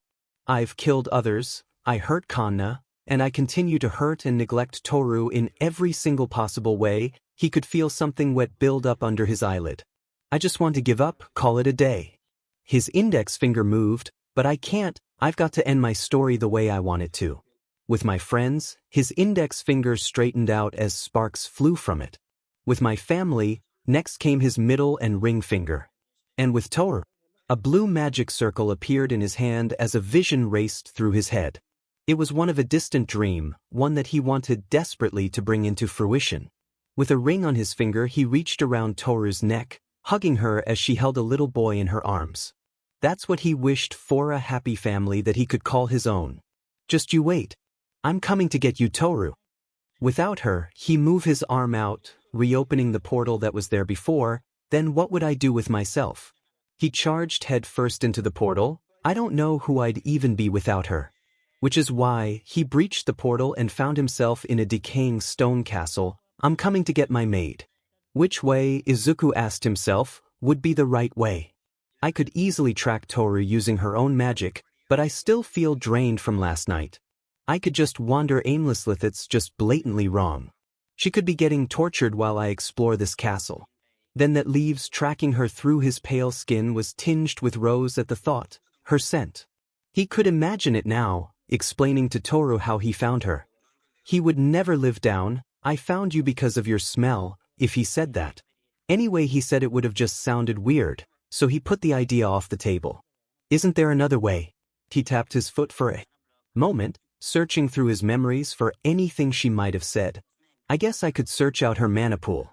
I'm not too good at it though, although it wouldn't hurt to try. He focused for a moment, trying to sense the largest mana source. She had a lot more than him, so he had used it a couple times before to find her, despite the fact that he'd always get sick about an hour later. However, whatever bile in his stomach was immediately ejected as he doubled over. The more mana something had, the more powerful it was, and whatever took Toru had enough mana to drown out all other sources of it in a 3-mile radius. Gag. He finished spitting up the acid that was settled in his stomach and wiped the dribble off of his chin. What the F? How could something have this much power? He had seen what Toru's pool was before, but it hardly even reached 100 meters in the air. He assumed that his was worse. But now, whatever foe took Toru had a pool that was hundreds of times larger than hers. Would he even be able to defeat whoever it was? It doesn't matter how strong you are. He stood up while clutching his stomach. I will save her no matter what. I would gladly give my life if it were to protect her. He trudged towards his destination, conserving his energy by sidling against the wall. It was no less than 10 minutes that Izuku came upon an oaken door that was considerably large, enough to where the top looked to be light years away. It was much too large to be a door. If he were purely talking about ancestry, then it would be a skyscraper that had a moving wall. Was this a castle built for giants or dragons? Disregarding its gigantic size, he went over to it and placed his ear against the door, listening for any signs of life from where the mana pool originated from. It was muffled, but he could hear the sounds of a woman crying out in pain on the other side. He recognized the voice instantly, causing his body to spring into action. He took a few steps backward before raising his right foot. Within the span of a second it shot forward, splintering the oak and throwing the door open. I'm here, Toru. Izuku looked at his maid, stuck in a golden cage as if she were some sort of rare bird that was nigh extinct. But that didn't draw his immediate attention. A dragon that had a set of red scales accompanied by a skin of leathery white was piercing him with its crimson eyes. Izuku. Get out of here. My father will kill you. The dragon whipped its tail at the cage, striking fear into Toru as she fell down. He wanted to take a step forward, but he had a feeling she was right. How fast and painful it was indeterminable. But it seemed that her father could take him out and every bit of land within 10 miles without breaking a sweat. Consider your life forfeit if you take a step within my domain, an ancient, gravelly voice bellowed from the dragon. Human. You'd be wise to heed my daughter's words and turn back, lest you have a death wish. Every fiber of Izuku's being told him to listen to both of their warnings, seeing as he trusted Toru completely, then it was completely feasible that he would die to her father. His eye twitched as a bead of sweat rolled into it. When did he start to sweat? You should heed the warnings of your elders, human. Very well. Izuku looked down at his feet, and regretted that his right was further than his left. The 𝗵𝗃 red wings folded outward and flapped once. May you lament over the loss of your pitiful existence in the afterlife. Now come at me and face the wrath of a god. Izuku watched as the god roared, shaking the foundations of the castle as he did. His eyes widened at the sight of stars that were forming above its head. He was regretting having taken that single step now that constellations of death were being formed. With a minimal amount of concentration, he tried to summon his dragonic form, but it failed. I used too much power last night. A pattern of 8 stars in the form of an odd trapezoid shot out at him. Not knowing what was wrong with his abilities, he chose to dodge out of the way, avoiding the searing hot capabilities of the stars raining down on him. There's no way that weight. He ducked under the next constellation. I didn't use Dragon Force when I headed home. I flew using wings of fire, but why did I choose to fly that way? He recognized the next set of stars, and figured them to be 𝗧𝗵𝗲. The only explanation for that is that I can no longer use Dragon Force. Is it because Solaris was torn from my body? A little corner of one of the stars scraped past Izuku, hitting him with the force of a cub and drawing 𝗵𝗃 from his shoulder. Knowing that he couldn't rely on his other form, Izuku decided it'd be best to rush him. He ran like an rabid animal, on all fours at his nameless opponent. The ends of his limbs were on fire. Iron strikes. He jumped through the center of the next constellation and aimed directly for the dragon's face. Of the fire dragon, both his legs and fists flew at him, pulverizing the dragon. If he had to say how strong the individual strikes were, then he'd equate it to a rampaging gorilla. He threw his right fist for the 5th time, but couldn't feel it connect against the leathery skin of his opponent. An intense pressure was jetting out of the dragon. No, no, no. Izuku, don't let him transform. He slid against the cobblestone ground using his arms and legs to balance himself out. As he did, he looked at Toru within her cage. He had seen sadness, and he had seen fear. But never to this extent, not to where only her eyes showed her terror. She didn't shiver with fright, gulp with horror, or cry with sorrow, just a mortified, distant stare aimed at the glowing light that was enveloping her father. I don't want to lose you. The starlight spread, enveloping the room in a light akin to a solar flare. Izuku shielded his eyes from the burst of light, but was still blindsided by it regardless. He could hear everything perfectly, but couldn't see a lick of anything. Just pure white, as if he'd been transported to purgatory. I see that I, 𝗵𝗃, am still not used to my previous form. Izuku felt a fist collide with his abs 1 second, and the next he was buried within the stone wall. Still unable to see a thing, he struggled to escape from the prison of rocks around him. A hand grasped onto his forearm and he was moved from the cobble, right after he was surrounded by nothingness. Knowing what was coming, he protected his torso, but instead was driven into the ground after 𝗵𝗃 collided with his back. A metal clink sounded out, meaning that either something had collided with Toru's cage or she was going to help him. Look, as if on command, Izuku could no longer see pure white as his head was forced upwards. Feast your eyes upon my proper form. Izuku wouldn't call it perfect, for that was reserved for Toru, but it wasn't like his enemy was hideous. A well-groomed, but large beard, tan skin that seemed to have 0 deformities, and flowing, but curled, black hair that was curved upward at his shoulders. Everything else that wasn't enchanting about him was menacing. Izuku strayed from his condescending gaze and focused on his clothing. It seemed like a red tunic, but upon closer examination it was just stained red with various coats of BLD. He quickly glanced upwards, averting direct contact with his BLD red eyes in fear of dying instantly. The black 𝗧𝗪𝗃 only added to the animosity that was within them. I only want Toru back. Izuku reached for the hand, holding his head up. Instead his arm was pinned down with stars puncturing to the other side of it. She's all I wants. He was severely outclassed, but his pride wouldn't let him give up until he was out of commission. He forced himself to stand, his arms still stalled to the floor. Oh, you still have the strength to stand. I commend you, human. 𝗵𝗃 looked at the bleeding boy in malice, but it's useless. He approached, his hand outstretched ready to kill Izuku with it. He only had a couple of seconds to think about what he'd do. And the only thing was to anger this dragon in human form. He used the saliva that was swiftly gathering in his mouth to spit out at 𝗵𝗃. However, it landed on the ground, completely missing the godlike entity as he was riding Izuku's face with his right fist. He pushed upwards and subsequently drove it downwards, bringing Izuku with it for the entire motion. He was slammed into the cobblestone one more time, unmoving from his position. Izuku's nose was crushed to the point where it seemed to be sanded off. His lower jaw hung open and his left eye was bleeding.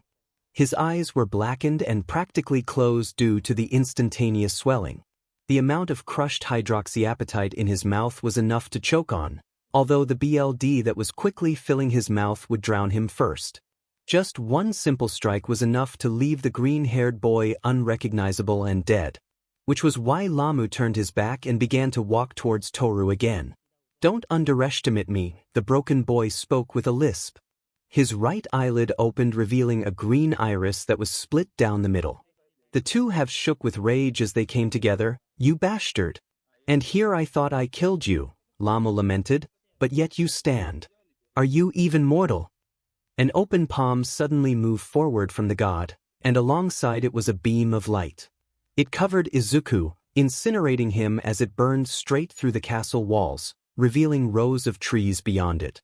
Well, 𝗵𝗃 stopped releasing his power. That should take care of your guest. He couldn't hear it over the sound of the star stream, but the sound of a roaring fire began to fill his ears. He looked to where the ashes of the boy should have been, but only found him to be standing upright, his face nearly healed. "Interesting," he commented, staring straight at the golden fire surrounding Izuku. "This battle just gets more and more interesting. Human, I will give you a fair chance to best a god. Come forth and attack me." The formless golden fire that surrounded Izuku quickly transformed, turning into a set of claws and wings. He pressed into the ground, shattering and disrupting all the stones within 10 meters before jumping off towards 𝗵𝗃. Izuku's right claw was aimed at his opponent's face, ready to maul it, whereas his left was sweeping in from the ground. He thought it was a perfect attack, but the god had caught both claws with ease. He enacted his emergency escape by detonating the claws and flying backwards. But it seemed that when the blaze disappeared, the god was unaffected. Not a single scorch mark on his clothing, nor a patch of singed hair. With a swift sweeping motion, hundreds of stars were launched from 𝗵𝗃's arm. Izuku summoned a barrier of moonlight to take the brunt of the attack, which made him realize something. "I can beat him, but only if I combine dragon slaying techniques." He took a deep breath and released a golden flame on his exhale, causing the stars to fall back to the ground. However, he used this as a smokescreen. When it finished spewing from his mouth, he rushed at 𝗵𝗃 again, doing the same attack. Yet again both his claws were grabbed, to which 𝗵𝗃 scoffed in arrogance. God-slaying technique, Achilles' golden spear. From his mouth, a moonlit spearhead formed. Quickly, a hollowed pole formed from the base of it. His fiery breath is what filled it and propelled it into 𝗵𝗃's rib cage. His face would have been punctured had he not quickly dislocated Izuku's right shoulder with a swift downward punch. It went straight through the god and collided with the metal of the cage. Like I said, fire formed around Izuku's foot right before he sent it crashing into the god's side. His fire didn't affect him, but the sheer amount of force behind it budged the god. "Don't underestimate me." Izuku let the claw and foot detonate before jumping backwards, resetting his shoulder as he did. "I've just got to do more attacks like that, then I can." He was torn away from his thoughts by his own panic. The entire room, within the blink of an eye, had become a minefield of constellations and random stars. It was then that he remembered Toru would also be damaged by them. In a split-moment decision, Izuku decided to form a barrier around her cage, protecting her from the attack. "Galaxy of punishment?" the god bellowed. One by one the stars exploded in a chain. With each explosion, Izuku could feel patches of his skin be torn off, to which it'd promptly repair itself. By the end of it, his senses had been overloaded, which caused him to fall onto the ground. First-degree burns and entire parts of his exposed skeleton were littered around his body. There was no way he was going to survive if he were alive, that is. "You pesky brat. How could an insolent bug like you injure me? A god." The barrier around Toru began to fade, starting with the center. 𝗵𝗃 now stood over Izuku's dying body, insolent whelp. He lifted his hand up, causing a swirling mass of star power to ball up in it. Izuku's right hand flipped over to where his palm was pressing against something. "You've fallen for my trap." He smiled weakly. God-slaying technique, Raijin snare. Lightning shot from the walls to where Izuku's hand was. From there it was channeled directly at 𝗵𝗃, causing his body to stiffen. God-slaying technique, Father's Iron Maiden. Spikes of golden fire formed all along the floors and walls. They were primed and waiting to shoot outwards. "Goodbye, 𝗵𝗃." Izuku tightened his hand into a fist, launching 1,000 spikes into the god. It persisted for 3 seconds before he opened his palm. It was only after looking at the pile of ashes that Izuku rested. Izuku had bested humans, had bested dragons, but never a god. How different could fighting 𝗵𝗃 be from this? Pain pulsed through Izuku's head, causing him to jolt from his sleep in the dead of night. He gripped the blanket that covered him only to find that it was soaked in sweat as he sat up. A hand went up to both support his head and stall the throbbing pain of a headache that had formed. The most blatant cause was the dream that he just had, although it was more horrific than most dreams he had. In it he was fighting a god named 𝗵𝗃 and ended up besting him in combat. Recalling the events caused him to feel a sort of phantom pain where he'd been attacked. So he wondered if it was truly real and not just a dream. He was so focused on the events of the dream that he didn't notice the blanket shift beneath him. The bed creaked right before two things pressed into his back and a head rested itself on his shoulder. "What's wrong, Izuku?" Toru's breath tickled his ear as a sense of ease overwhelmed him. Just a nightmare. He didn't let on about how much it bothered him. "I'm fine now, so you can go back to bed, Toru." Her arms circled around his back and held onto him as she pressed her cheek into him. "Not until you go back to sleep." He could feel her expression change. "I'll be with you until." He weakly grasped her hand and pulled it off of him. "It's fine if you don't want me to hug you," she stated, clearly trying her best to hide any sadness within her voice. "I'll still be here, even if you push me away." Comfort is all she wanted to give Izuku, because something was obviously wrong. Izuku shuffled for a moment, turning himself around to face Toru. He showed no emotion in his face despite her being in only a BR. Usually he would have been nervous or excited, but he was just stuck in a morose limbo. It was worrying, especially since he was staring straight at her. He seemed to doubt what he was about to say, so instead, he decided that his actions would be better at expressing what he wanted. Which is why he suddenly hugged Toru. He could feel his cold heart begin to warm now that they were together. "I don't want to lose you." How long had he been harboring these feelings? How long had she let his despair fester? She worried for him physically, but mentally. That was a whole different story. "But you won't." She began by running a hand through his hair. "I will never leave you. And I will never think about leaving you, not once, Izuku." Next, circles were rubbed into his back. "And it's because I love you. So much that I couldn't express it through words. Which is why you shouldn't worry about losing me, Izuku." He closed his eyes, wishing that to be true, but he knew it was the opposite. Even if she wasn't killed, there were multiple times that he nearly did, if not actually died. Especially when he dealt the fatal blow to the god. He hadn't asked how they got back home. "Can we just stay like this, Tor?" It was all he wanted. All he could think of was her. How long had it been since he spent an absurdly long time with only her? A year. It had to have been. Now that they were back, it's all he had on his mind. Nothing more, nothing less. "Sure," she stroked his hair, "of course we can." And so they spent the remainder of the night like that, with Izuku resting his head right beneath her melons. At some point near morning, Izuku fell asleep, to which Toru took the initiative to move him slightly and onto his own pillow. She slowly crept out of bed and began to tiptoe out of the room. It was only on the other side that she materialized her maid outfit.